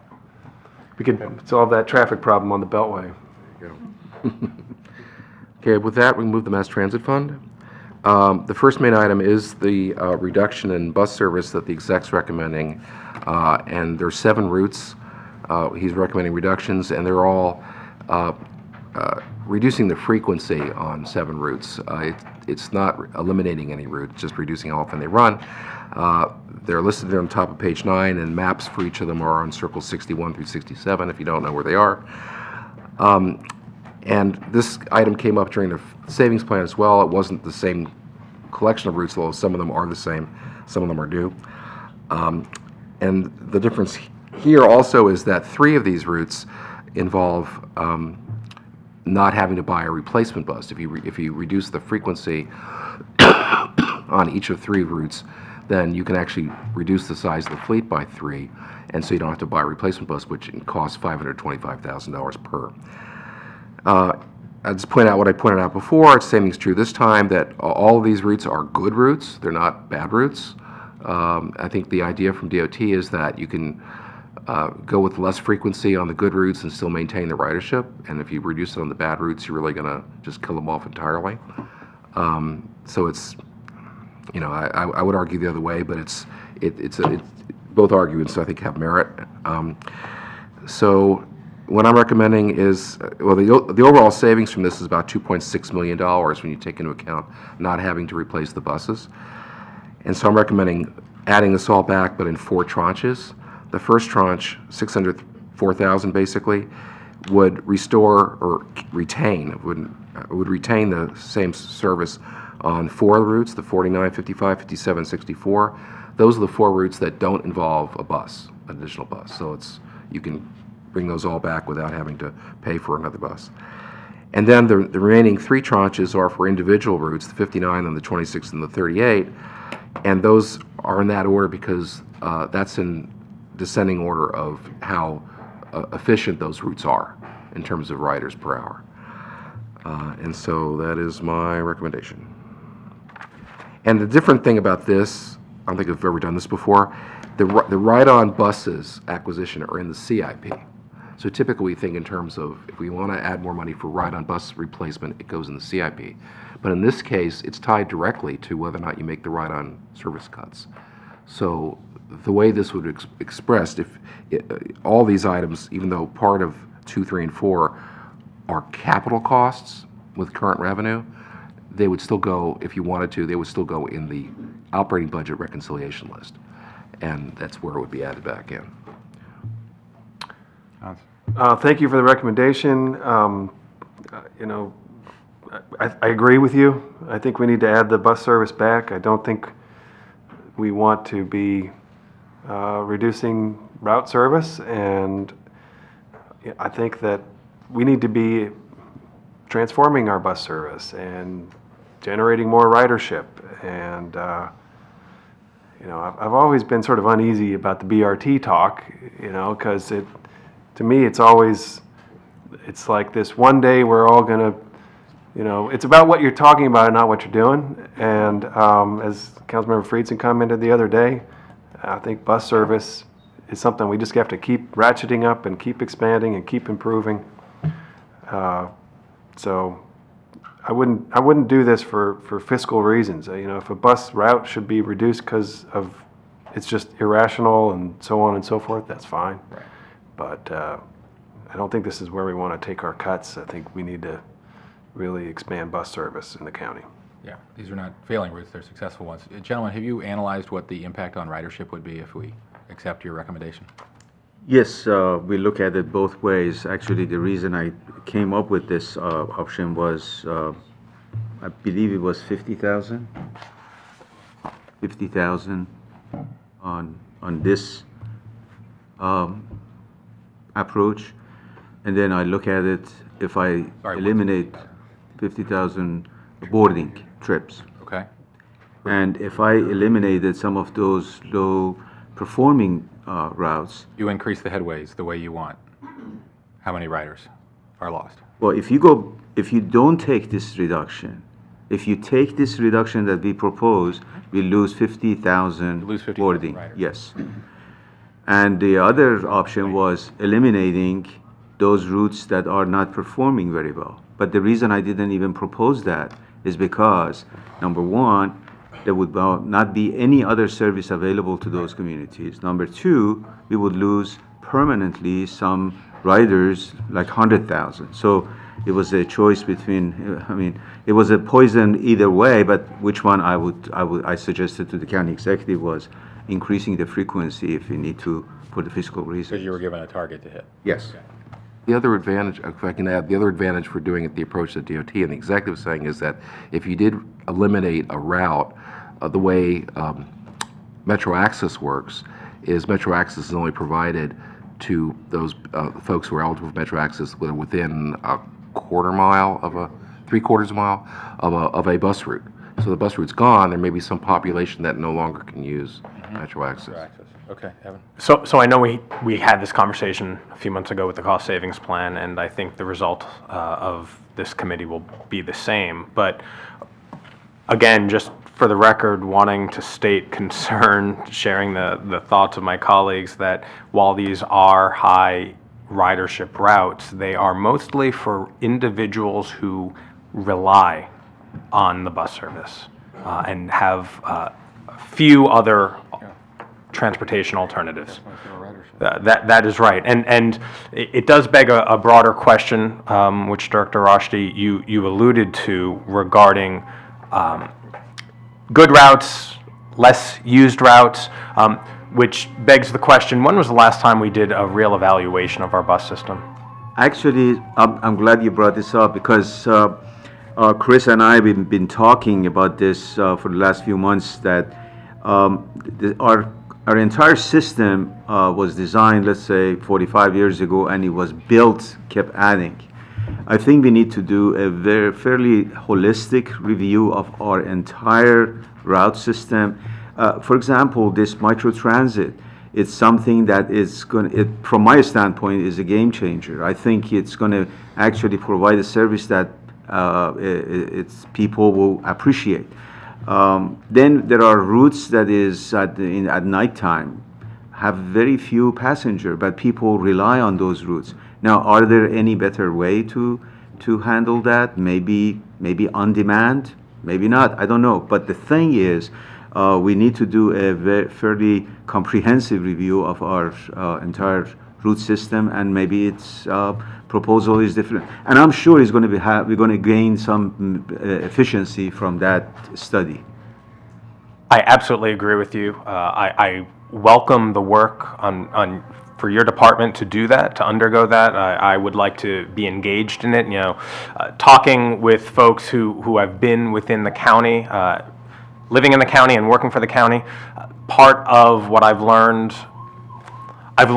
that one of the reasons why we have this network that we do was, part of it was for posturing, to say that we've covered all parts of the county, which is not necessarily the most expedient or cost-effective thing to do.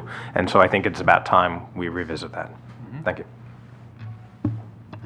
And part of that wasn't even really so much for optics, is that because we have what's supporting the transit system mostly is the mass transit tax, which is a property tax that applies to everybody in the county. So whether you're in an area where there's bus service or not, you're paying the tax.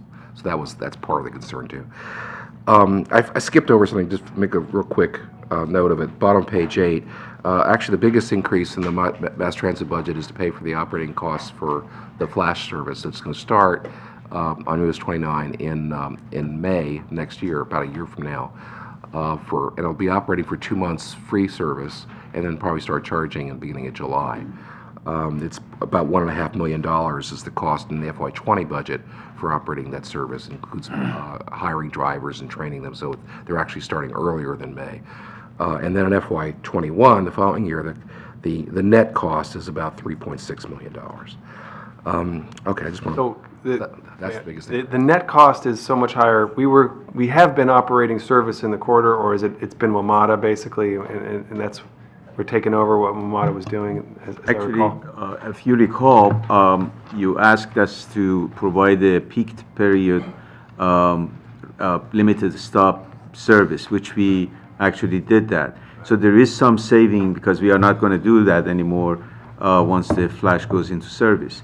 In regards to WMATA, we are talking to them, and we want to use those resources in other parts of the county, maybe other Metro extra service, maybe on other routes, and that we are not going to. Might get more out of Metro. Oh, in absolutely. other parts. Yes. Recognizing. Yes. What we're doing here. We've engaged with their bus planning and operations staff to talk about ways to redeploy those resources. And this net cost reflects a dramatic expansion of the amount of service provided here. It's just more buses is the bottom line, right? Yeah, and the recovery is actually quite good, or projected to be good on this route in comparison to other ride-on services. So what'll be the headway on the service? 7.5 minutes peak and I believe 10, 15 minutes off-peak. And there are 2 branches to the route, so each has a 15-minute service, and then they overlap for a big portion of it. Great. Well, we really need to follow through with the southern part of this route. So I know we've talked about it a little bit, but I'm worried about, how this is going to go without getting all the way into downtown. So just on my mind, we don't need to talk about it now. I know It's in facility planning now, so. While we're on that, gentlemen, have you thought any more about discussions we've had about the outreach that you do and not, when this has come up before, I've been disappointed, at least, that the outreach you do is through sort of a corporate PR firm and not authentic, community-based, multilingual, culturally competent outreach through one-on-1 and one-on-10 conversations with small neighborhood groups, with neighborhood leaders, through communication channels they use, not glitzy materials at community events far from transit that people can't get to with pizza cutters and water bottles. So what do you have to say about that? Yeah, actually, that marketing was marketing the BRT. Right. And actually educating the community what the BRT is and what's the benefits. It came out of outreach dollars that we had allocated, correct? But then, when you put a route, for example, if you recall, when we put in a ride-on extra, which is very, very successful, actually, route, we did a very massive marketing to the people who actually could use it, target those people. And for Flash, we have a very comprehensive plan to actually market to those people who might be using this. And it's going to be with different methods of marketing, and we're going to go into the neighborhood. We're going to probably send information to whoever along this route might be a rider. So it's the same thing that we are going to be starting for our microtransit. We need to reach to the users. And fortunately, the technology has advanced so well that you can target a specific address, a specific people. Yeah. And we are going to be doing that. Do you have a vendor selected for that already? For the Flash, This kind of marketing, outreach? well, we have contractors on board anyway, but there are, you want to. Actually, for the Flex program that's coming up, we actually have a public forum tonight. And since we know the specific geofenced area, we're able to target those residents in that area. The service will be provided starting in June. So we are doing kind of a hand-to-hand, kind of getting the word out, because that's probably, you're absolutely right, the best way to get the word out is just to talk to people. Tell us who the contractors are? I can get that information. Okay. I think actually, I asked Joanna to come to Joanna. the table. I'm sure you're glad you picked this hearing to visit. Joanna Conklin, I'm the county's Bus Rapid Transit Program Manager. Yes, we have selected a contractor for the marketing of the Flash. We actually run this, it's a local small business contract, and the contractor selected is named McAndrew Company. So they've done a lot of, they've worked on like the Street Smart campaign, they've done a lot of our sort of, I don't want to call it PR, but outreach efforts, through the county in the past. How will they work with the PTAs in that corridor? The community associations Well, PTAs, and the start PT with. like from the schools? Yeah. Is that what you're talking about? Yeah. We can certainly incorporate that into the scope. I mean, they have different pieces of their scope. Some of it will be more traditional marketing. They have an entire section that's more grassroots type marketing. So we'll go out, we'll meet with the civic associations, we'll meet with the schools. I mean, we certainly welcome ideas if there's specific, I know that's your area, so if there are specific groups that you think we should be meeting with, that's all part of our Yeah, scope. we're in a And the budget county- hearing, but I'd love to have a Right. longer discussion about that. Yeah. Bring in different community leaders and influencers who, need to be in touch with your contractor. Okay, yes, that would be great. Okay. Thank you. Thank you. Okay, so on this item, where's the committee? On the bus reductions? Are you agreeing with me, or? I think we're all, we can't restore them, right? This is just the rec list. Right. But in the 4 tranches. Okay. The next is on page 9, the CNG and electric bus acquisitions. There's actually 2 fewer buses recommended for the executive than the approved CIP, 3 less because of the service we just talked about, but also 1 more. There was a CNG bus that was totaled in the last year, and insurance proceeds are covering part of the cost of that replacement, and that bus will be added.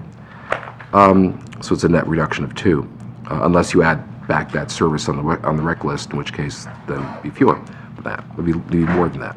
Anyway, the 31 buses in the exec's recommendation, 10 are electric buses that will be funded partially by a federal grant, 18 are for large diesel buses, 2 are small diesel buses, and the CNG bus I just talked about.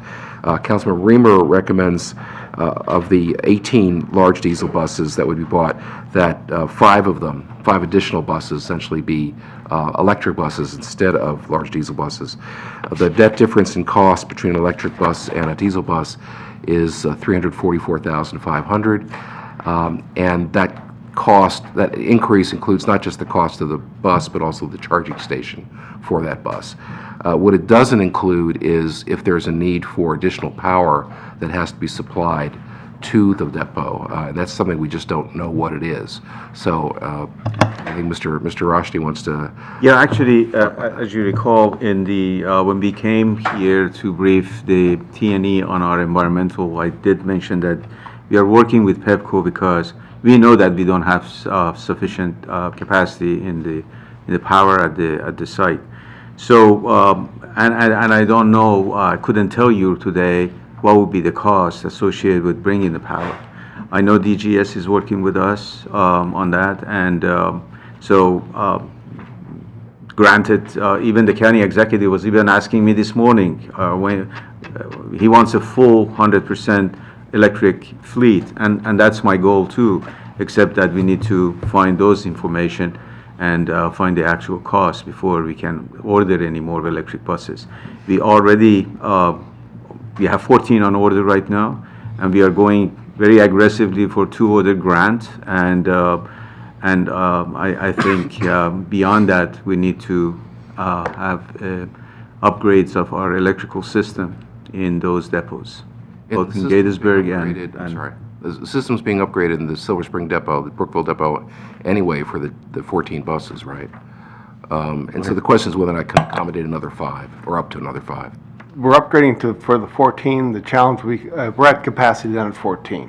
So then to bump up any further will require additional transformers, and PEPCO says you're going to need a lot more power to come down here. That's what we know.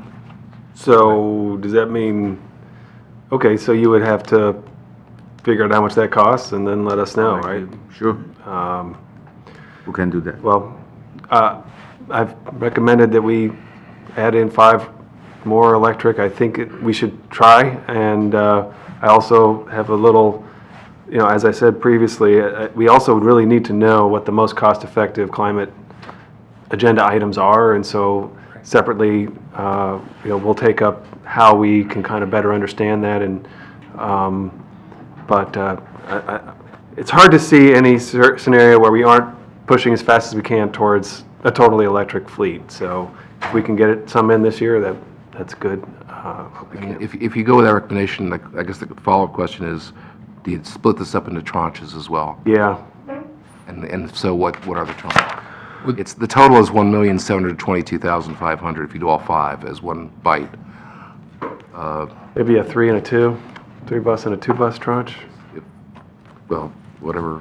The related question I have, and I mean, these guys will know, I've been bringing up our conversion to an electric fleet every year. Yes. And there are obviously practical considerations that you've raised and costs. There's also the question of, as we are moving down the path we committed to of getting to a carbon-free future, what are the most cost-effective improvements we can make, and where do electric buses fit in compared to many other investments we can make? The 14 Proterra buses we're getting were secured through a federal grant. What are the prospects for future federal grants in this area, and what's the timeline?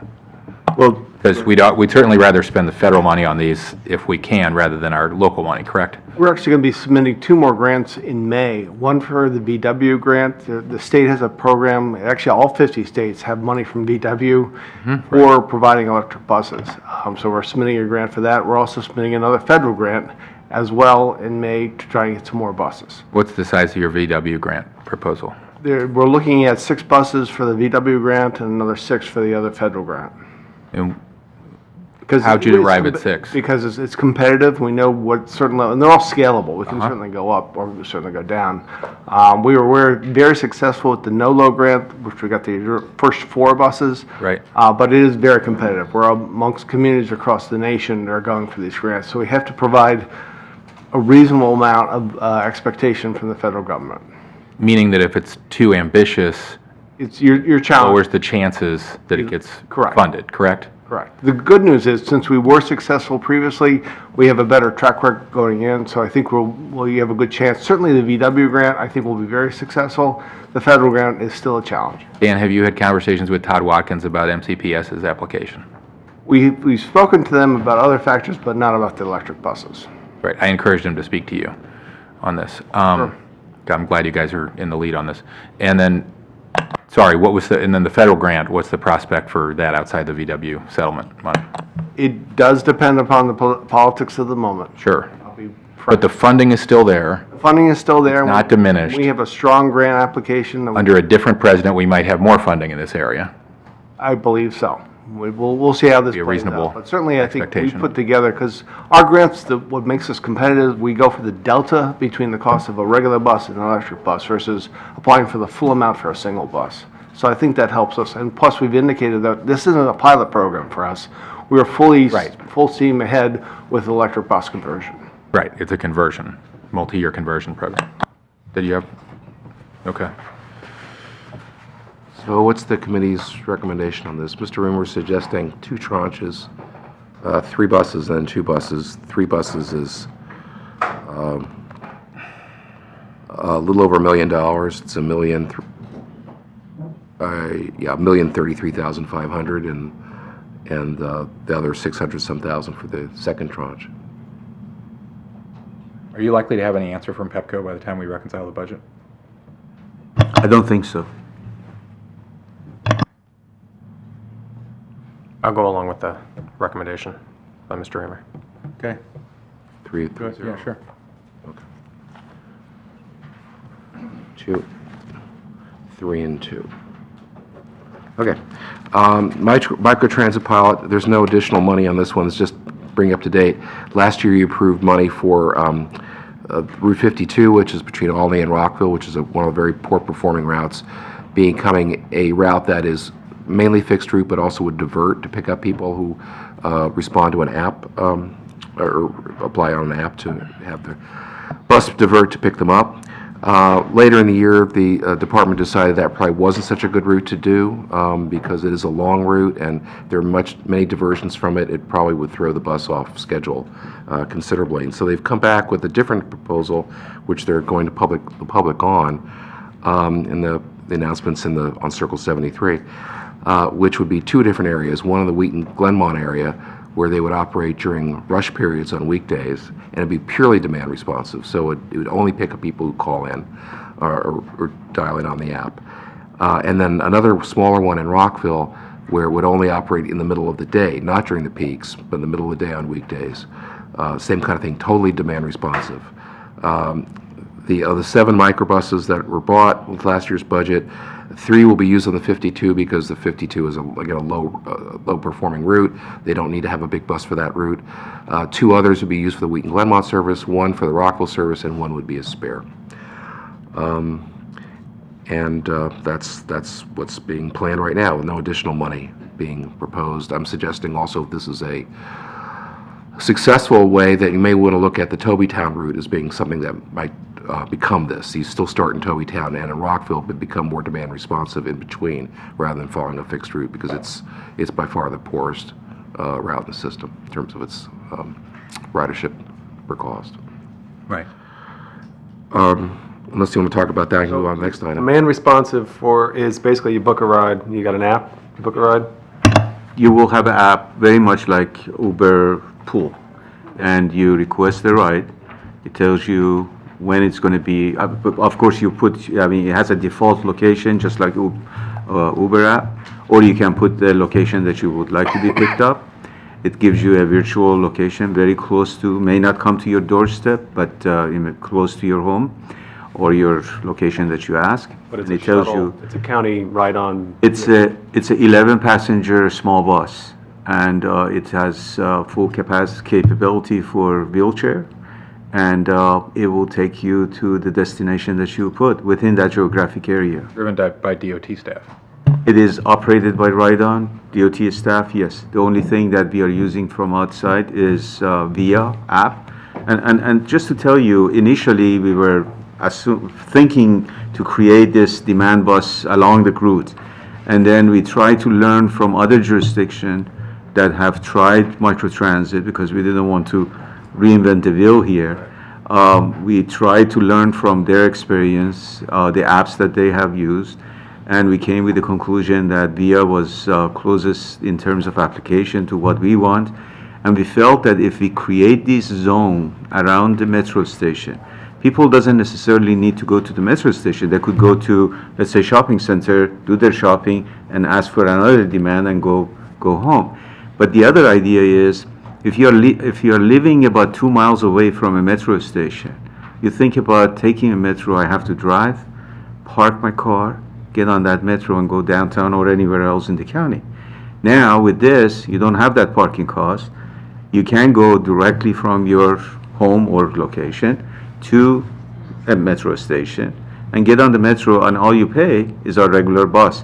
These little buses will have a fare box, and we expect that people would have a smart trip card, and that's how it You don't works. pay through the app, you just book through. No, we are not collecting through the app, but we're going to have, information, and we're going to do a fairly aggressive campaign within those geographic area to make sure everybody is aware, businesses are aware. I mean, I know you know that that's the key, but I think that's really the key. Like, at the end of the day, if people aren't aware of the service, they're not going to use it. They're not going to use it, but if they know, I think this is going to be a very successful program. The next item is fare box parts. The DOT has been experiencing major issues with the fare boxes over the years not being functioning correctly, and so they've been salvaging parts from other fare boxes, but that's possibility of continuing is getting less and less. So they have a major program which would start this year to replace the fare boxes, and I believe it's $1 million is what the program is over 3 years, and so the first installment of that would be $300,000 in the first year. This is in the executive's budget. So this goes in this year. It'll continue in the next couple of years. Then we get to Kids Ride Free. We've talked about this, of course, before the last work session earlier this winter. Councilmember Glass is recommending expanding the program from what it is now from 2 p.m. to 8 p.m. weekdays to basically all times that Metrobus and Ride-On runs in the county. And the cost of that is about a little over $1 million in terms of a combination of lost revenue to Ride-On as well as additional reimbursement to WMATA for their foregone revenue. And what I'm showing is maybe adding it back, but in 3 tranches. The first would be, if you only did tranche 1, it would expand it from to include all mornings on weekdays, so it starts 6 in the a.m. rather than 2 p.m., but it'd still continue only to 8 p.m., and still would only be weekdays. If you did tranches 1 and 2, it would expand those same hours, but to weekends and holidays. And then tranche 3 would be the full boat, getting up to the later in the evening, and after it was from 8 o'clock until the buses stop running. And again, I'm still doing everything in tranches these days, but you can decide you want to just as a committee you want to do the whole thing. You could say that, but it's up to you. Well, so thank you for setting that up, and before we get into the number of tranches, because I would like to amend your recommendation, I just have a baseline question of how the $1 million determination, $1 million cost was assessed. Go ahead, you guys. It's in two parts, because we do have information about the kids who actually use the ride-on and pay during those hours that is not free. Then the other thing is, we have projection of what would be the cost to WMATA for those kids who are going to get on the bus during the time that are not free right now. So when, I can ask staff to give you a more detail if you want, but that is how they arrive to, this is all projection based on the experience and all the numbers that we have. We do collect this information from WMATA, a number of kids or seniors or all kinds of different programs that we have. And we do have it on a ride-on as well, so. We capture the students riding every day with our fare box data collection. So does WMATA, the same thing. So when a kid rides on the Z bus on the Z corridor on Metro, they capture that as the kid's riding free, and then they bill us basically. So it's a cost of loss of revenue because they're not paying a fare. And then when they ride the Metro bus, we've got to compensate Metro for that trip. Can I just jump, sorry, what does the kid show, if anything, and how does the driver verify that it's a kid and record it? We prefer the kids to show their ID from their school, Right. but we also use good judgment. That's what I thought. What if they don't have it? We let them ride. That's what I The point is to get them into a safe bus and get them to where their destination. And the driver does what? The driver still counts. We Pushes a button? pushes a button on the Count fare as a box. kid who's riding free, Correct. and that goes into your That foregone goes into our revenue estimation. total. So, thank you for that. Those were questions I was going to ask. I take the Z buses a lot. I live right off the Z corridor, and so I definitely see students, mostly from Blair and even Paint Branch, who are taking that corridor up and down.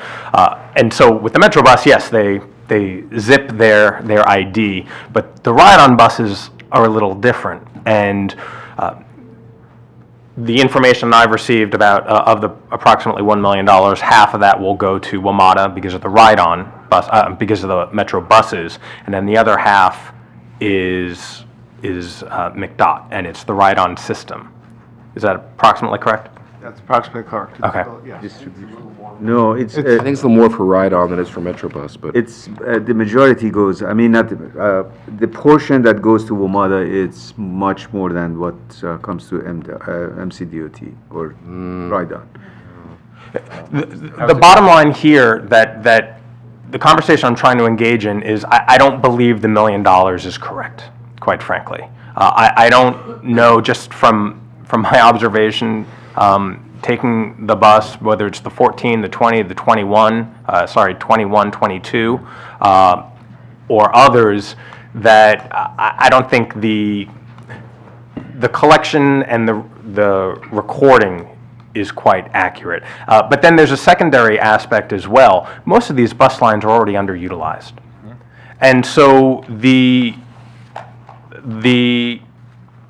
cost, I'm going to argue, is quite negligible to begin with, because most of these routes are, I got some information, 26 ride-on routes serve county high schools, and 12 of those routes have daily ridership. That's only 10% of the most utilized routes, which we talked about earlier today. And then 21 of the 26 buses have ridership that is about 30%. So what I'm arguing is that there's opportunity cost here as well. And so if we really want a fleet that is efficient, we should put more people in those buses, which is what this allows for. I think I have to rely on the projection that the staff has done in terms of lost revenue and the cost to the WMATA. When I saw the number, Councilmember Glass, I was wondering, because I drove my kids to high school because I didn't want them to go out there in 6 o'clock in the morning in the cold weather and go around and around for an hour until they get to their school. So I drove them 10 minutes or 8 minutes or whatever. I think we're going to see a lot of high school kids that they're going to use this service right now. So actually, I thought they were underestimating the cost to WMATA, because for us, there is a lost revenue, But if that bus is full, it doesn't matter because we're running the bus. So it doesn't matter if it's going empty or full. That's but my it point. does make a difference on WMATA. So I think we're going to see that a lot of high school kids is going to take advantage of this, going to school, which I'm all for it, because they don't need to get up that early. They don't need to be in the elements. They get in the bus right away, and they can see on their telephone when the bus is going to arrive. So I would caution that, our estimate is our best estimate that we can, and unfortunately, I can. You mean they'll stop, just to be clear, you mean they'll stop driving or walking, or you think they'll stop riding a school bus and ride a They're metro gonna bus stop instead? riding a school bus. That's your point, right? Or even they're being driven by parents, because if they can get on the bus, ride on bus or metro bus and go to high school, why not? It'll make a lot of parents happy. Well, absolutely. So I was recently in Gaithersburg, at Gaithersburg High School, where the 55 and I think 53 or 57, two numbers up or back, and a lot of students were foregoing the MCPS bus to take those ride-on buses. And while you might not think that it was a luxury to be able to drive your children to school, it actually quite is. And a number of the students whom I spoke with stated that their parents sometimes go to work late because they've been dropped off by their parent, and to be able to allow parents to continue with their morning routine while getting to work on time is a secondary benefit to this program. But last thing I'll say on this is, as we continue the conversation about rethinking our bus routes, I think this information that will come out of this will be helpful in guiding how we redirect rethink our bus system. To your broader point about whether it's MCPS and the school buses or other systems that we might need. If I could say that, sorry. No, go ahead. I was just going to answer an earlier point. The question was, what's the split on the $1 million? The data's in Circle 75. The about 60% of it is the lost revenue to ride on, and about 40% is the reimbursement to WMATA. Say that split again? 60% is the lost revenue to ride on. Right. About 40% is 40%. 40 is the reimbursement. How is that calculated, the loss to WMATA? Is it based 100% on current riders, or is it also projected new riders? Serve the new riders as well. You want to come up front? But aren't those riders who wouldn't be taking ride-on anyway, so it's not really lost revenue? So the lost revenue is those kids who are currently paying, so they're not going to be paying. But then the extra cost is for those who going to be on WMATA during those times that is going to be free, and it's not free now. I can see how you would calculate, apologize if I jump in, or did you want to continue? I'm sorry? Did you want to continue, or? Well, so my broader question is going back with the ride-on and the lost revenue. Because students currently do not get free ride-on in the morning or on weekends, I'm still perplexed as to how you calculated their usage during those times. Because they have a smart card that is for actually a student. Let me go ahead. They're paying. Right, because they're free on ride-on, but not free on Metrobus. No. There's a smart card. Darlene Flynn. What we did is we looked at the school calendar to look at what additional riders we'd be getting that we normally don't get. So when they have holidays, when they have early releases. So we did look at projecting additional riders based on that. And the fact that we'd be promoting this to schools as another option for their customer service or community service hours, we anticipated growth there that we don't normally see. If a student doesn't use a youth cruiser and they're riding with a regular Smart Trip card, which a lot of them use if they're using Metro Rail, and when they tap it, we don't know if it's a kid or not. So that's a question mark there. We only know if a kid comes on and our bus operator sees them and hits a button. But with WMATA, WMATA will not give a free ride after the hours. They're going to require that you have a full payment. So those are some of the assumptions. We knew that this would be an attractor that we don't normally have now. And like you said, some of those parents will say you can now pick up the ride-on where they don't have to drive them. So we did assume additional riders. So I understand the difference between WMATA, different agency, right? But to the point you just made, the cost here does that incorporate new riders? Okay.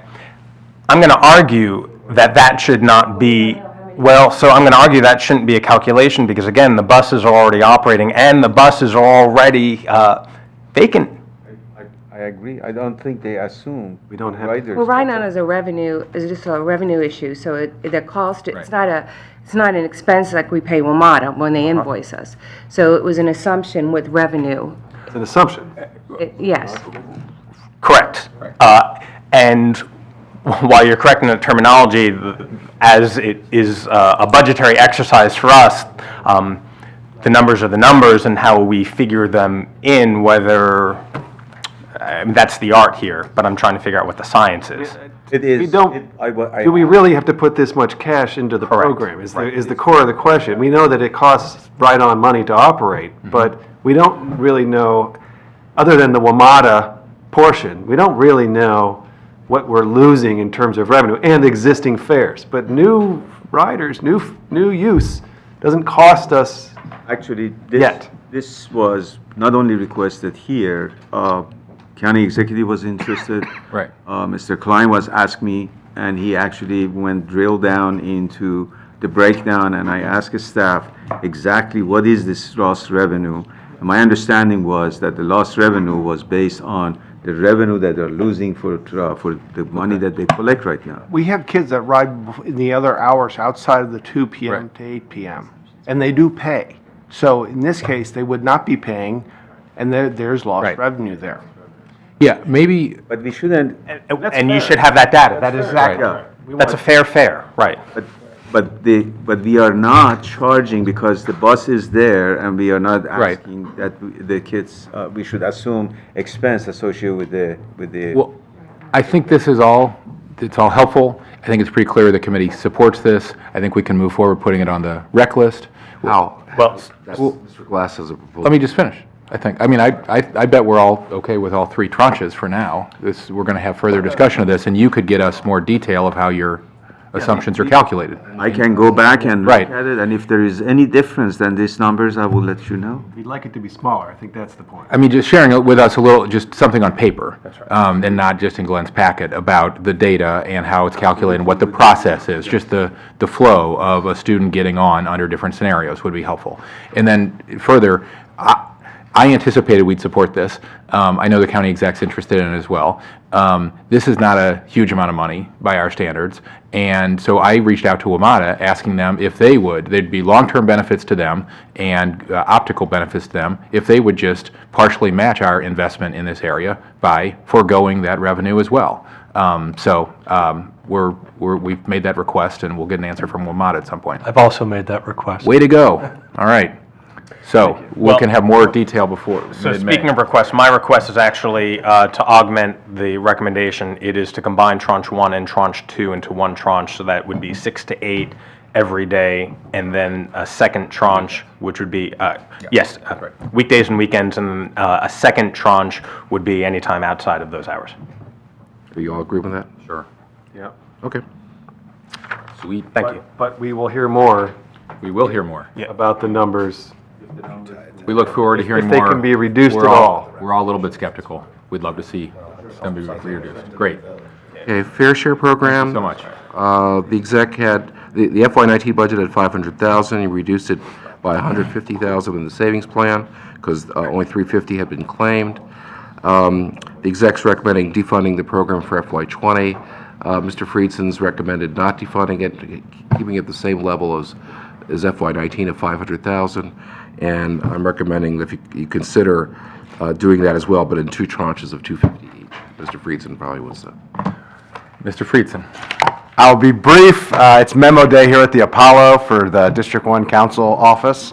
But you saw my memo. I think just a couple quick points. One is this is a program that isn't being utilized as much as we'd like, but it is being utilized by businesses, and we would be pulling the rug out from them on a priority area, which is having our private sector partners and businesses promoting their employees to use transit. This committee and that I was able to sit in on had a very robust discussion about the TDM proposal, and I think this really speaks to what the chair was talking about at that moment, that we should be incentivizing transit. We should be making better access to transit, doing some of the things like the investment that was just discussed to make ridership free for our students, and we should be incentivizing our businesses to take the carrots that we have on transit away and to add sticks to transit in terms of charging folks to be part of this solution is the absolute wrong way, I think, to deal with our climate emergency and to deal with the fact that we want to get folks out of single occupancy cars and onto transit. I have several businesses in my district who are very concerned about this, who've really tried to make a concerted effort, who are leading the way, and I think probably District 1 and District 5 are the two areas where we have businesses that are participating the most. And so I hope that we'll reject this, and I will also say this is completely counter to what we just talked about with the Get-In program, which is the exact right way to look at this, to say we are more than doubling our employees' incentives to not take their car and to have some subsidy in order to use transit, which is the correct approach to this. And we're telling the business community that while in government we're adding to our incentive, in the private sector we are going to take away the incentive that we have done. So I strongly support, I would be willing to even go higher, but I'm willing to strongly support the $250,000 tranches, and I hope that the committee would agree. This seems so curious to me because we just deferred because it was complicated and we wanted to improve the program, a whole discussion of TDM, but that kind of if we go with your recommendation, completely sort of undercuts and prejudices that future discussion because there won't be any money to have a fair share program, right? Seems odd. If we don't fund it. If we don't, that's what I mean, if we took the recommendation. We would save ourselves a lot of time in that next hearing. The reason this was proposed is it was in direct competition with service cuts. That's the only reason it's proposed. Okay, And Hans? because DOT, what was the percentage cut in the DOT budget in overall? It was like 7% or something, right? No, the Mass Transit Fund went up by 4.6%. So it's funded out of the mass and transit. The general fund went up by A lot of it was flash. A lot of this is compensation, of course. That's, in terms of actual Right. programs, it's reduction because the compensation increases. Okay, so I Anyway. concur with the proposal very much. I guess you need a motion at the council. If it hasn't already been made, I'm glad to make it, but at the committee. But what I just want to say is this is one of many, many pieces in TDM. This and the other issue that we discussed around county employees. So I want to say to my colleague from District 1, I share your enthusiasm for this. I need your enthusiasm on TDM overall because it's a bigger, much bigger, strategy. And this is one of the tools in that strategy. I appreciate that. I guess my thought process would be the only way to even consider the full TDM proposal, which has a lot of sticks, is to make sure that we have the appropriate carrots in place. And that means incentivizing transit ridership in programs like this, in the Get-In program through the government and others, and also service, right? And making sure, as Chair Hucker mentioned in the initial discussion, that, the reason why people aren't isn't because they don't want to or care, it's because they don't have quality, reliable service I'm sorry that's to near tear me, them. but, I think people have bus service. Of course, we need to do better. What people lack is incentives. If you can park for free, as we've just discussed, why would you take the bus, So I don't accept that general framework that we can't do TDM because we don't have enough bus service. We got a lot of bus service. Well, I think, cost and access, I think are big pieces of it, and that's where the incentives come in. We do incentivize other things like parking, we subsidize that, we subsidize lots of things that we do. We should be subsidizing transit if it's a priority of ours, and this is an example of going in the opposite direction of what the longstanding priority of this county, this council, and I had thought the county executive, at Proudly least when he was a enthusiastic legislator. about So, this thank you. proposal, but just want to state, this is one piece of the many that we need for TDM, and we need to. I think we're restoring the funds. In the two tranches. Yes. Colin Wright. Begging your indulgence, how long do you think you can stay? Like another 15 minutes? 20? My kids have already left the room, so I'm good. A lot of folks are here. I told you they were smart. There are a lot of folks who've been here for, for a while. And Right, aren't we going to need more than 15 minutes? I think 15 minutes might be able to finish my packet. Probably won't go to 11 or 12. I'm supposed to be here for 11 as well, so don't look at me that way. But let's give it a shot. I mean, I don't know what your schedule. Hopefully we get out by, I don't know, mine, by 12:30. Does anybody else have a? Oh, okay. I don't know if that's true. I'd like to defer some of the PLD stuff. Yeah, I was just talking about this packet, not the. I have the time. I'm just going to need to order a snack here, that's all. I think this will be relatively. Okay, call and ride, again, this is not a budget issue for you, it's just that, pointing out that the county has gotten an enhanced mobility grant from the Council of Governments, which allows the poorest category of eligibility here to be reduced the cost by half. So this is great, because, someone who earns less than $15,900 a year now is paying, or has been paying $5.25 for $60 worth of coupons, or I'm not coupons anymore, $60 worth of taxi rides. Now it's actually $5.25 for $120 per month in rides, and that program will last through the end of January of 2021. So that's excellent news. This is probably the most progressive program we have in the entire budget, frankly. Item number 6, Transportation Services Improvement Fund on page 12. This is the money collected from Uber and Lyft. Initially was thought of to be used for improvements to the existing taxi service so they can better accommodate disabled folks. You recall, the folks who were here last year, that the last executive built his budget based on being able to use this money for call and ride, for seniors ride free, and services like that, because so little of the money was being claimed by the taxis to outfit their taxis for disabled work. This is another one that you approved with a frown emoji last year, just given the budget situation. But what the executive has done over the course of last year, DOT, has produced an executive reg, which is in the packets. That's the draft that was put out for comment. The comment period's over. They're looking at it now. They're going to be making some changes to what their draft reg is, and it'll probably be sent over to us in the next few weeks. And you'll be taking it up this summer to try to make it a better incentive for existing taxi owners to use this money for outfitting their taxis with accessible equipment. Then that's it for the mass transit budget. The next few items are all NDAs, non-departmental accounts. First is the Homeowner Association Road Maintenance Reimbursement Program. Nothing's changed here. There's two parts to it. The state program, which is roads that really look like, taste like, feel like state roads. They're eligible for highway user revenue. The way it works is that there's a certain number of road miles, mostly in Montgomery Village, which are counted towards the HUR allocation to the county, and this allows that money to be passed through to Montgomery Village. We see that money briefly, and it just flows right back out to them. There are a couple of other HOEs that benefit, but mostly it's Montgomery Village. There's also the other part of this program, which is the county program, which is the traditional one that goes back about 30 years, 20 years. And what it was 30 years, actually, 1989, was to pay HOAs for the cost of the reimbursement of their road, maintenance of their roads at sort of the same level as the county spends on its own. That program really was totally funded for exactly 1 year, about 30 years ago.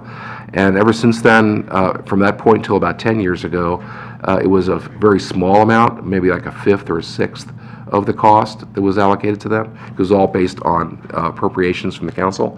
And for the last 9 years, there's been no money appropriated for it, and the exec is recommending not appropriating any money for that again. So it'd be the 10th year without anything in the county program. Okay. So there's that. I don't know that I haven't done a deep dive here to have a recommendation, but this raises a lot of specters around tax duplication issues that are very complicated. Even your comment that we used to provide the amount of money that we would have spent there. 1 year. We did that in 1 year. That's what the municipalities say that we should provide to them through tax duplication, but we say, no, we can only send you the amount of money that is a tax duplicated share of the amount that we would have spent there. So without knowing Anyway, this troubles me a little bit, you know, if the it feels like the county's not quite treating the HOAs fairly here. What am I missing? Well, again, the point, where this legislation originally came from was the late 80s, where that was the argument, was that, gee, if it wasn't for, if HOAs didn't have to take care of its own roads, they'd be county roads, and the county would be maintaining them. So the thought is, yeah, we should be paying them some money to help them defer their costs. But it was always subject to appropriation, and like I said, for 1 year we did that, and after that, it's never happened. For the following 20 years, it was a fraction of it, really like $1,000 a year, when it really should be like more like $6,000 or $7,000 a year. And then since FY11, we haven't spent any money on this program. In fact, you recall last year I recommended, and the council and the committee agreed with putting forward legislation to just get rid of this program entirely. Then we heard back from Montgomery Village and the common ownership community saying, no, keep the faith. One of these days, maybe we can find the money. So you decided not to go forward with that legislation. But, so I'm not beating a dead horse. I think I'd leave it alone for now, but I probably want to do a little more research offline. Okay, the next is the Rockville Parking District NDA. This is an agreement that we had with the city of Rockville when the town center was being built, that they're building garages there, and that a good part of the use of the garage is for Rockville Library employees and for users. And so we agreed, the county agreed, that there would be three parts of this payment. One would be an annual payment in lieu of taxes, which goes up with the tax rate in Rockville. And so that's the first bullet. It goes up about $2,000 over last year. Secondly, there's an annual payment on debt service for the garages. I think there's 3 of them, which is the same. It's $180,000 per year. It's always been that, always will be until the 30-year bonds payoff is done. And then there's the reimbursement to the parking district for revenue lost due to free parking provided to county employees in the Rockville Library building, and that estimate's also gone up a little bit. The total is like $5,000 more than what was in the CIP operating budget for FY19, and this you pretty much sort of have to approve because it's part of the agreement with the city of Rockville. You'd be breaching it if you didn't. So I'm recommending agreeing with the exec. Where do those employees work again that work? Sorry, what? Remind me where those employees work that park in the Rockville Library. They work in the library. They park in the garage. They don't all just work in the but they don't library, have to pay for parking. And so they're getting, It's not just library employees, is it? mostly, I think it is mostly library employees. For that much money? This is the lost revenue for the entire year, Yeah. $102,000. There may be some others. I mainly came up originally from the Rockville Library. DTS also? Okay. I can look So into they'll move to Wheaton, right? Sorry. Or no, it won't, sorry. No. Beg your pardon. All right, There's also, somebody else? there's also the 2-hour free for users is part of the reimbursement that's over by 3,000, right? So if you go to the library, just like a restaurant, they validate your parking, and so there's a scanner at the library, get the 2 hours free, and then they calculate that, and part of the deal, at least from my understanding, is we have to pay at least a percentage of that. Is that right? I'm not sure about that. I mean, I think that's part of the reason why the first 2 bullets, I think the users of the library, I recall. Isn't that the third bullet? the third bullet's for employees. Oh, not for users. I recall we argued with Fred because when they wanted to make 2 hours free for those restaurants and all the other retails, we argued that we are customers over there too, so our library patrons should get the 2 hour free. And in your I haven't contract, been involved, so it's something that maybe OMB can. do our employees get 2 hours free? Is that in your formula? If you go in the library, you can scan your. What about a librarian? Their first 2 hours ought to be free under your contract. But- No, the employees, even the restaurant's employee are not parking. Okay, anyway, enough time on this. Okay, Vision Zero NDA, the same amount of money is being recommended for FY20 as for FY19, under $75,000. Most of the Vision Zero work is done in the departments, the DOT, police department, et cetera. This is really for the coordinator and for some miscellaneous items that go over all the departments. You actually added money to this program last year with the idea that the executive would hire a Vision Zero coordinator probably last fall. It hasn't happened yet, but they're in the procurement process to hire a contractor to do this work. It may be done by the end of this fiscal year, it may not, but it's not too far away. Okay. And the last thing, Wait, before you go on from Vision Zero, just sending up a signal in the sky. I want to talk about moving Vision Zero work all into DOT. I know we do a lot at the police department, but I really feel like the policy agenda needs to be driven at transportation. So we can come to this, we don't need to get into it, but I just wanted to let you know, I would like to, and share with the committee and the chair, I would like to talk this summer, this fall, about trying to realign how Vision Zero is structured within the county and pedestrian safety, and really try to make sure we're handling that appropriately, and I think the T&E committee should also really have the focus on Vision Zero. I know today, when we really get into it, we end up splitting up with public safety. I know chairs on both committees, but to me, this ought to be, it's an engineering issue, it's an education issue, it's an enforcement issue, but I think the emphasis really needs to be with engineering and transportation. So I want to just mention that in passing.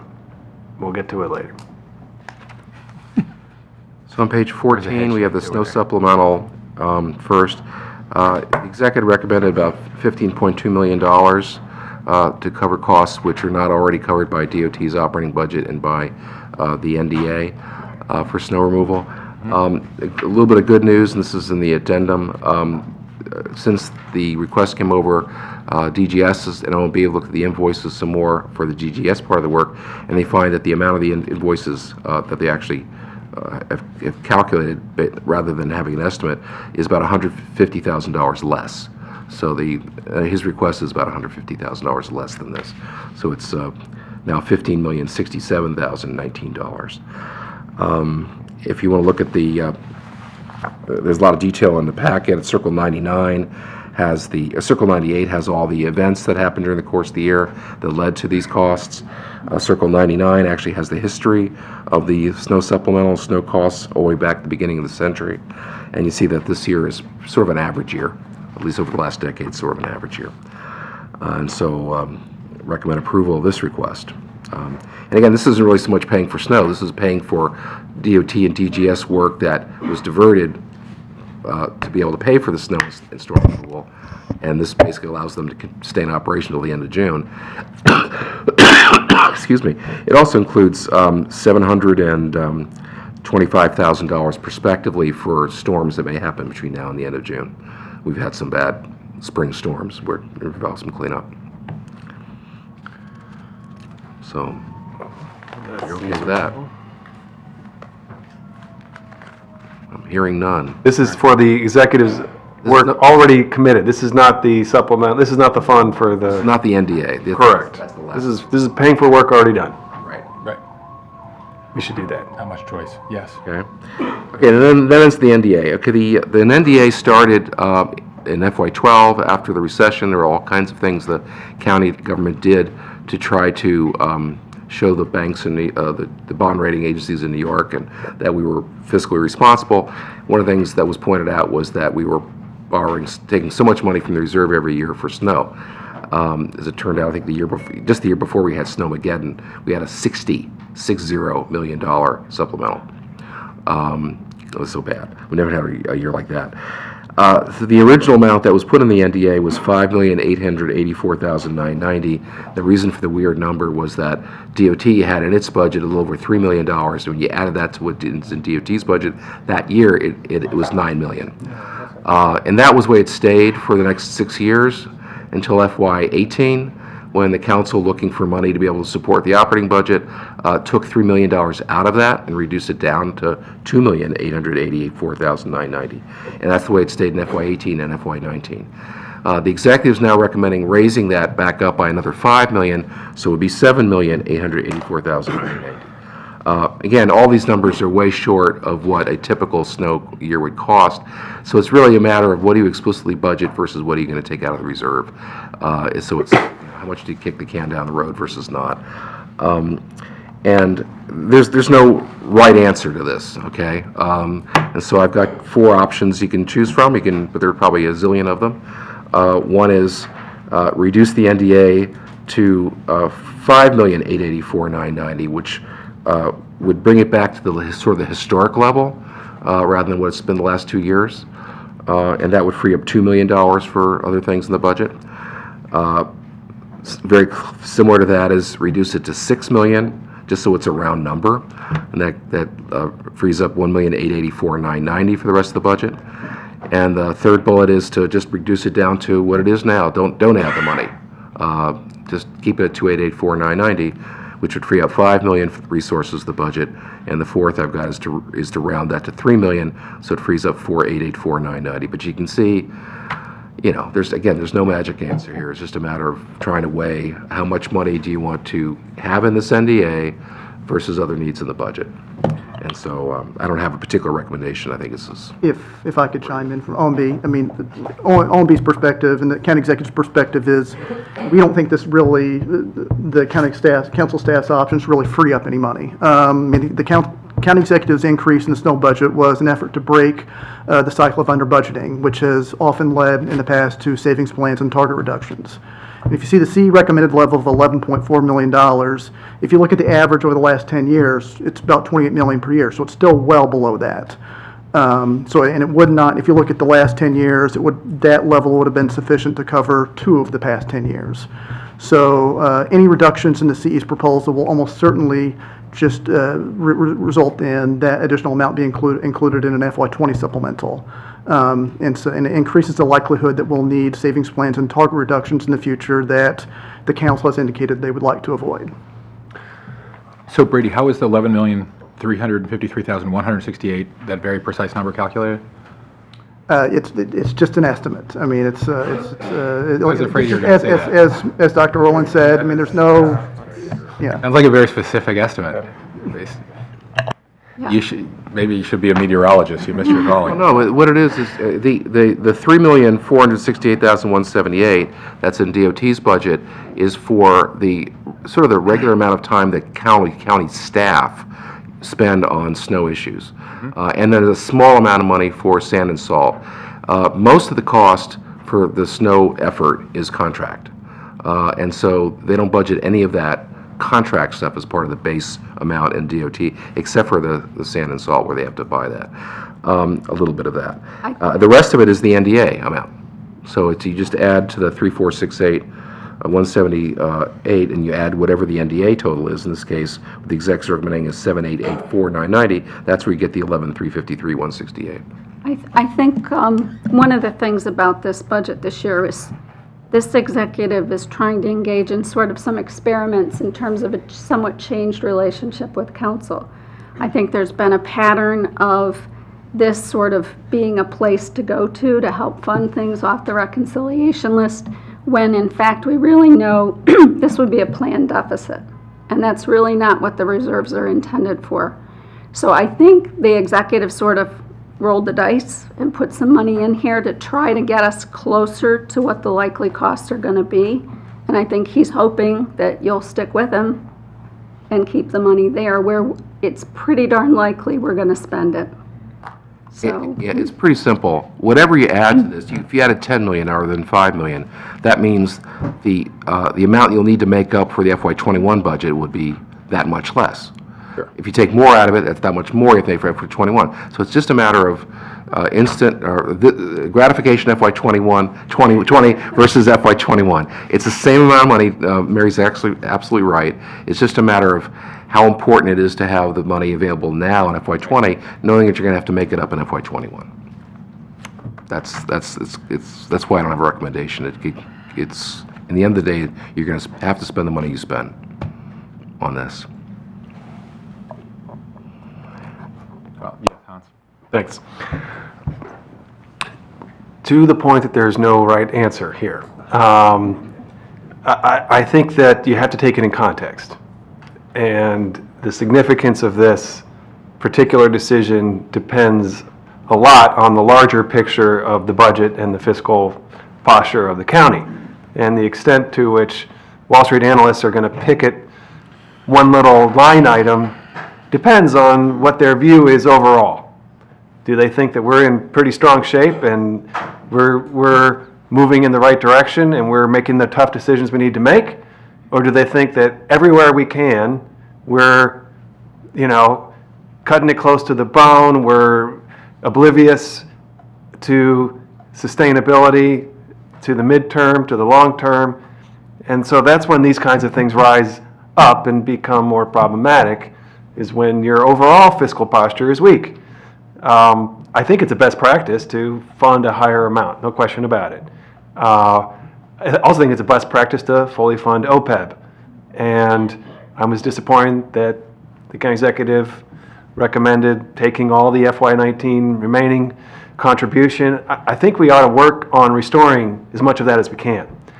And I would say if we could make some real progress in this budget on adding money back to FY19, and there's some options out there that don't necessarily imply the same kind of reconciliation list, give and take, then I think we could be overall pretty confident that this is not going to be a particular issue if we don't go with a higher reserve amount in this one small fund, if we're making big strides on a much, much bigger, more consequential, and frankly, much more concerning fund.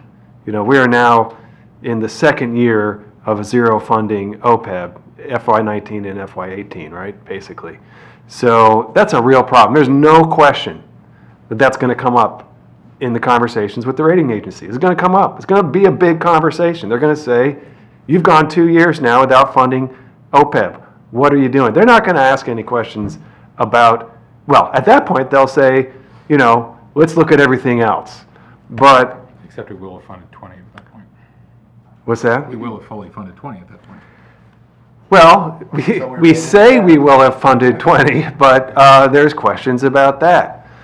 So I think that what I would say to my colleagues is, I think we ought to go with the current level of funding, freeing up the most amount of money, but we should also only do that if we are successful in significantly improving the overall OPEB picture. And I think we have time to work those ideas together. And I don't want to play everything in this budget, fast and loose and close to the bone. That's a bad idea. But I think here, if we can add 20, 25, 30, $40 million back to OPEB, I don't think it matters if we have kept the status quo on the storm fund. That's my thought. Glenn, how much should we put on the rec list today? Oh, I don't know. What's your guess? Powers of 10. I really don't have a clue. I'd have to go back through and add them. Well, I would just say I agree with a lot of what Hans has said, except I'm less concerned about OPEB, which is really a moving target, and very smart people disagree on it, and there's no danger to our retirees' benefits right now. And I am, though, concerned about the tightness of this overall budget. I would like to see more things on the rec list funded. I would like to free up money to do that. We have a lot of unmet needs in the county. However, having a more maximalist approach to fund everything on the rec list, or more things on the rec list, I'm not so sure is so fair to transportation, because transportation has not done well in this budget, and we have had a lot of cuts or a lot of things deferred that we wanted to fund in past years, and I'd feel more comfortable, I think, deferring more of the snow and storm fund, or reserving that money if I knew more of it was going to come back to transportation in the reconciliation process.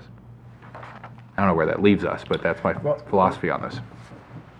So since we're all espousing our philosophical views. Education's getting funded, other things are getting funded and restored, but not so much transportation. So I think both of you have shared some good thoughts here, and quite frankly, we're going to continue this conversation, or we have two other packets to deal with we're not going to deal with today, right? This budget process isn't over, and quite frankly, I don't have enough information regarding the whole budget to make a decision about this right now, and I would like to defer, if it's possible, to see how the broader context of the budget here plays out and how any one of these four decisions, if it is one of these four or something else, can best help in that effort. Just to answer your earlier question, I just did the math while we were talking, but it's about 5.4 million if you add all the tranches for all the items. But getting to Mr. Glass's point, I mean, a couple things you could do. You could just defer a decision on this till May 2nd. I don't know how much more we'll know about the budget by then, but you'll know more. The other you could do is you could take the entire cut and then add to the rec list for the NDA. In other words, you know, if you want to take 5 million out, but then put, you know, 2 tranches of 2.5 million each, or something like that, you could do that. And that way, you could explicitly, and frankly, you do the same thing with OPEB, I think. So it's a way of sort of putting it off until you get near the end. And So just though to understand the order of magnitude, the last 10 years, the average costs have been 28 million. Right. So if you took the maximum, you'd be down to 6 that you'd be leaving in the budget. So that leaves us with a potential major hole. So I understand you're trying to put the whole package together, but. And I understand the goal as stated in the executive's budget, you know, but we can play with that. Why don't we do the reconciliation option? Because that's essentially the same thing as deferring the decision. Right. Where we actually make a decision. I'm okay with that. how would you want to tranche it? The 5 million? Half and half? Half and half? Sure. Okay. Half and half. As scientific as we get. All right. 3 hours in, it's half and half. Plus, that's exactly their estimate. Okay, that's it for, At least it's obvious it's a round number. are we, all right, so this doesn't cover items 11 and 12, but I think you wanted to do that next, on May 2nd. Well, I don't know how my colleagues feel, and we have a special guest who drove a long way for item 12. You know, whatever, I can be here if you guys want to stay and deal with 11 and 12. Let's do it. Yeah, I will say, some of this, I'm going to propose at least pushing and asking the department to come back with a little bit more detail and a different process for Silver Spring, at least. But yeah, if we want to start in, we've been joined by Mr. Smith. Before we get to, most of this is going to be about parking, but there are a couple corrections I need to make to the resolution on Circle 3. Basically, the problem is we included in the packet, I think, a version of the resolution that wasn't the same as last year's, and so there are a couple of mistakes. It's with executive transmitted, and it didn't catch some changes that were actually made last year. On Circle 3, which is the transit fares, near the bottom, there's the senior fares, the identification card. It says it's free from 9:30 a.m. to 3 p.m. on weekdays. It's also free on Saturdays, but it's not 9:30 to 3 on Saturdays, it's 8:30 to 4. And that's true for the last 3 sets of rates. So we'll correct that in the council packet. And the other correction is on Circle 12, Circle 8. On the TMD fees, what was left off of here, but it was in last year's resolution, is for White Oak. White Oak is the same rates as the other 5. So there's a Part F for White Oak TMD that should be on here. And it was in both of these were in the resolution that was introduced, but it just didn't make it in their packet correctly. And so as far as things not having to do with parking, the only issue really is what you end up doing on Kids Ride Free. And so whatever you end up deciding in the budget on that, you would possibly change that number where it says Kids Ride Free 2 to 8 p.m. to change it to whatever it is. So that's all I got on transit, so the rest is parking. Sure, so I guess with that, just to tick or check boxes, well, I guess the first question is, you had questions related to the PLDs. We could do item 12, parking district services first, and then come back to the rates resolution, or we can do the rates resolution first. We've done the rate resolution because any decisions made there will then impact parking district services, but given the time, I will defer to the committee if you guys would prefer to do one item over another right now. Say that again? Do you want to do the rates resolution where the parking fees are set first and then discuss the PLDs? Or would you rather discuss the PLDs first and then come back to the rates resolution? You're here for the rates.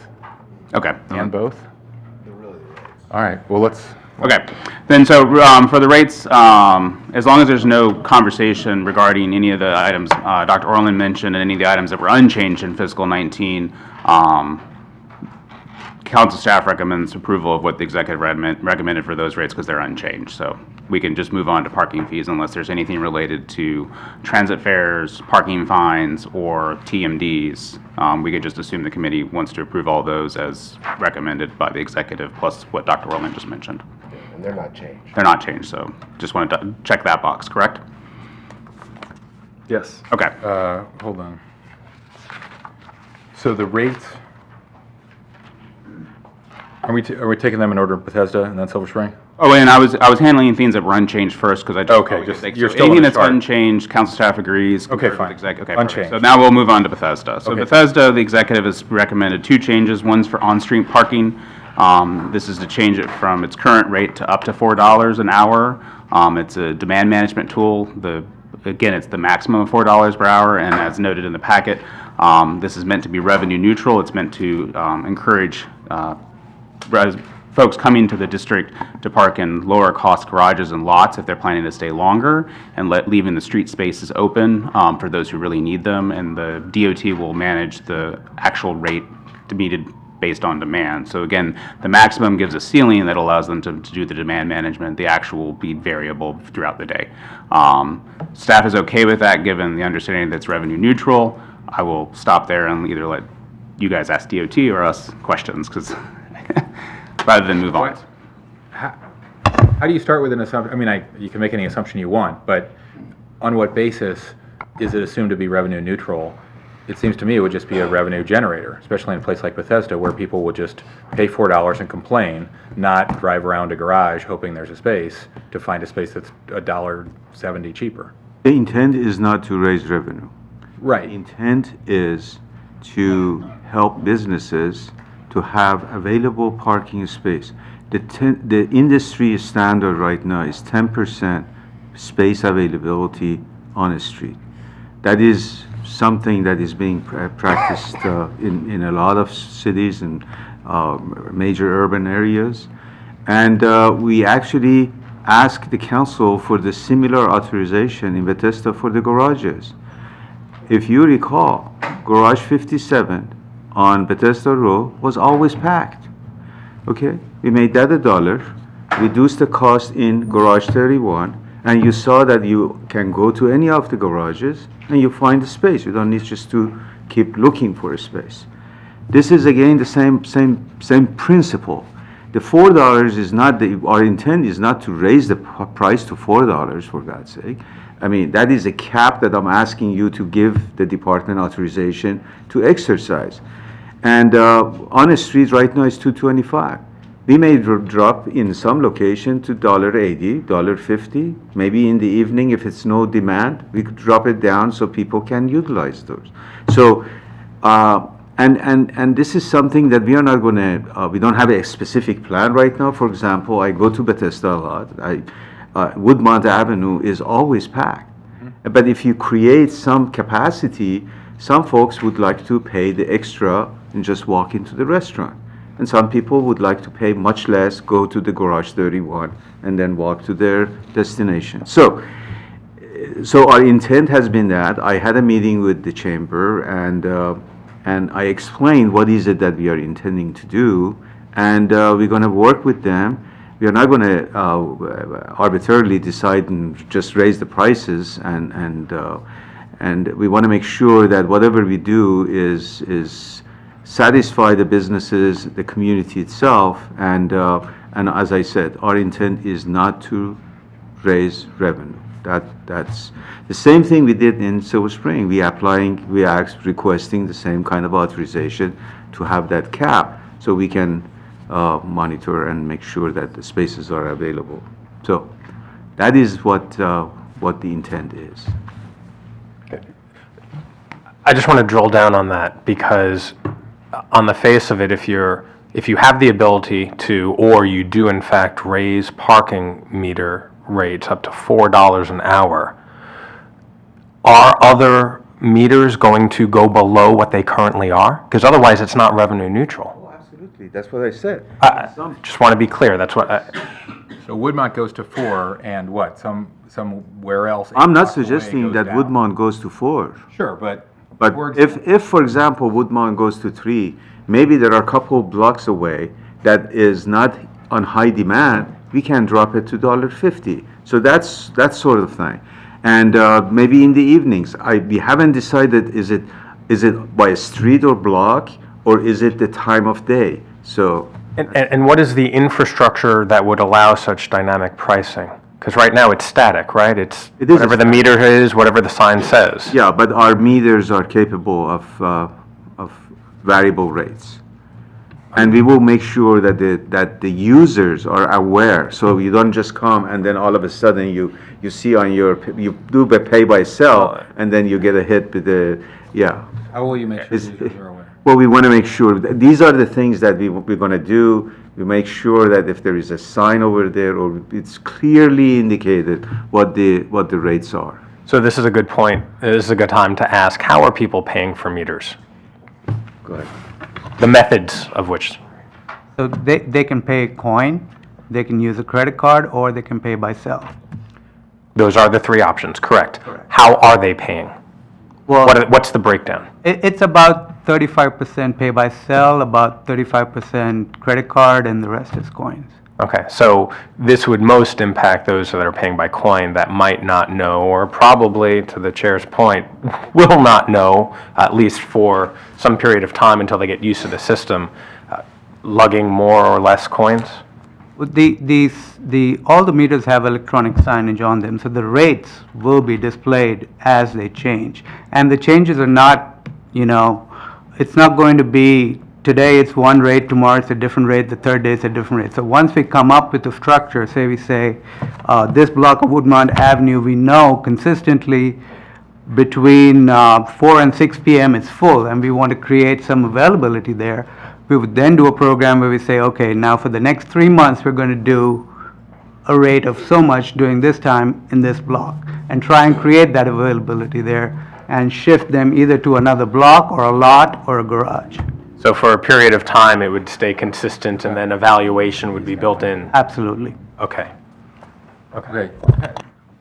Andrew, you got anything to say on this? Yeah, well, I've been pretty vocal about my concerns with this. I'm not necessarily opposed to the concept of demand pricing, but I find the idea that we're going to increase potentially from $2.25 to $4, and that the person who is going to be charged that 78% increase is not going to find out about it until they show up and either look at their app or go to pay the meter. And I think that the comments that we make, the decisions that we make, and the authorization that we provide has consequences. And already people in Bethesda, retailers and consumers, are upset and are concerned, and now think that they are going to be charged $4, the ones who are aware of this. So the ones who are aware think it's $4, and they're potentially not going to come to Bethesda because that's too expensive. And the ones who aren't aware are going to be even more upset when they show up. I just think the authorization here is too much and too soon. I don't think that there is enough public awareness of this, both among consumers and also individually with our retailers, who are already struggling, by the way. Bethesda is not an inexpensive place for them to operate, and their margins aren't as high as most would like to begin with because of those significant costs that we pay. And I am still skeptical that the demand pricing is going to go down as far as it's going to go up, because, I mean, unless you're planning to charge 25 cents at certain points and 50 cents at certain points, I don't see how you go to net revenue neutral when the folks who are paying $4 are at, just by principle, the most demanded times of the day. There's going to be less usage when it's low and more usage when it's high. That's the way that the system is set up. So I don't understand that. But I did have another question. One, just to raise my concerns, I don't think that the council should authorize $4. 78% is just a massive increase. And we've already significantly by percentage increased parking on relatively quickly. But the other question is, you mentioned talking to the chamber. Did you talk to them about the daily bag rate? Can we not get into that issue, because that's another one? Okay. We got to wrap in 3 minutes. We're going to lose. I just wanted to see if you had spoken with them about it and were working with them on that. Yes, but in response to the comments that you made, council member, you are assuming that the price is going to go to 4. And unfortunately, there was some misinformation by some news media about this. And everybody thought that we are raising price in Bethesda to $4, and that is not the case. If you feel that the authorization for 4 is out of reach, and we shouldn't, it's just a cap. And the whole idea is to actually do what the industry is doing it. Found it that this is the best to help businesses. Yes. If the businesses in Bethesda are interested, this is the solution. We have no intention to raise revenue by getting this authorization from the council. Okay, I think we're going to have to come back to this. We're going to lose our quorum in 2 minutes, but Hans has a quick comment, and then I do. What's good for Bethesda and every urban district is that people know that when they go there, they don't have a lot of time to spend. They need to run in and out of a retail situation, that they can get a spot. Otherwise, they're going to go to Westfield, Montgomery, or they're going to go to wherever else, So this is about intelligent management of public space so that businesses can prosper. I think it's okay. I got to go. Okay, and finally, we're going to have to return to a lot of this on May 2nd, right? Let me just say, for my remaining colleagues' benefit too, we'll have to return to Bethesda, it sounds like, but also on Silver Spring. 2 things that I had the opportunity to discuss briefly with Director Roshdi. One is the Silver Spring PLD made the loan to Bethesda now 3 years ago. There was an expectation it was going to get paid back much more quickly. It's been delayed. Given the health of Silver Spring compared to Bethesda then versus now, I would very much like to see some, at least partial payment to restore that promise, not kick it down the road again. And then on the Silver Spring parking rates and the initiation of evening and weekend hours that's been proposed each year and then rejected by this committee each year. I do want to say we still have a very fragile retail ecosystem in Silver Spring. And we have an awful lot of small businesses there that have put up with an awful lot of hardship for many years. That the county has permitted and paid for, and many other things. There's been the transit center for years that some businesses are out of business just because of that. Studio Plaza for years, which started as a county parking lot. WSSC project currently going on in Colesville. Pepco project, and then we're going to have Purple Line up and down Bonifant, as well as they've put up with Safe Track, and they'll have more red line delays very soon this summer. And to me, given all the national challenges the retailers generally are facing and have been facing for years, and the specific local challenges they've been facing in Silver Spring, I don't think it's the time to add more misery on top of what they've been going through by initiating evening and weekend parking rates in particular, and raising by 125% the street parking there. And I do think, while I'm not ideologically opposed to ever having evening and weekend charges in Silver Spring, I do think the way to do it isn't by jamming it through in a morning meeting that nobody knows about in the budget process, but as I said last year, having a hearing in Silver Spring, doing a survey of business owners, asking them how the initiation of parking fees there will impact their businesses, and educating them about the trade-offs, that if we want to build a new garage or revitalize our current garages or other things, what that investment will go to, so they can help us make an informed decision, and they don't have a new fee imposed on them, drive their customers away, and then have a backlash against the council and DOT once we pass the budget. So that's how I'd like to go forward doing it, and I hope my colleagues will support a process like that that's more transparent. Could I just add a quick anecdote in 2 minutes or less? The very first time I testified before the county council, I was sitting right there in this room when the council, I think it was 2006, 2007, when Marilyn Praisner was the president of the council. And through the budget process, that then council had approved night and weekend rates for downtown Silver Spring, of which I was a relatively new resident, and couldn't sustain it then. I'm not quite sure the community can sustain it now, but the council then, when called up to testify, President Praisner said, yes, we know what we need to do, make your testimony short, we'll correct it, and we'll move on. And they corrected it, and the conversation continues, but I agree with my colleague that the best way to have these conversations is with the community and with the business community.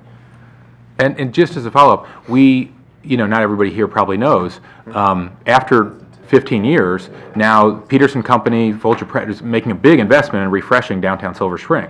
And that's great, and it's welcome. And I think we should partially match their private sector investment with public sector investment in upgrading, improving the garages there, and signage and security and other things those garages really need to improve the retail environment there. And I know we're going to have to pay for that. Yes? Let me make a couple points because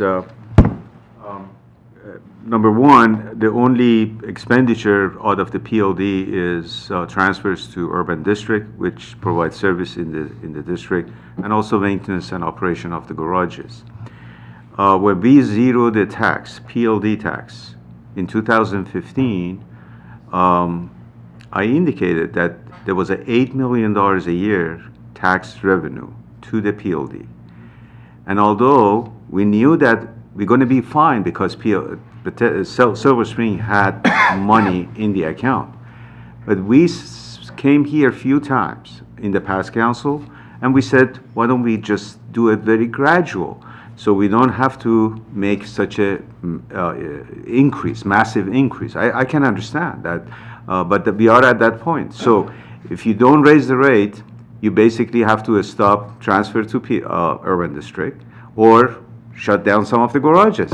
I don't know what other way we can do this, unless if you decide that you want to transfer funds from the general fund into the PLD. But bottom line is, these raises was only to maintain the fund balance that the council approved. The council decided that we should maintain a 25% fund balance in all three PLDs. And of course, we haven't been able to do it in Wheaton because of the financial situation over there. But that's the only reason. And I want to mention also this, Councilmember Friedson, in terms of the cap, if you feel the cap should not be 4, should be 325, for example, right now it's 225 per hour on the street, then fine. I mean, our intention is not really to raise revenue, either in Silver Spring, sir, or in Bethesda.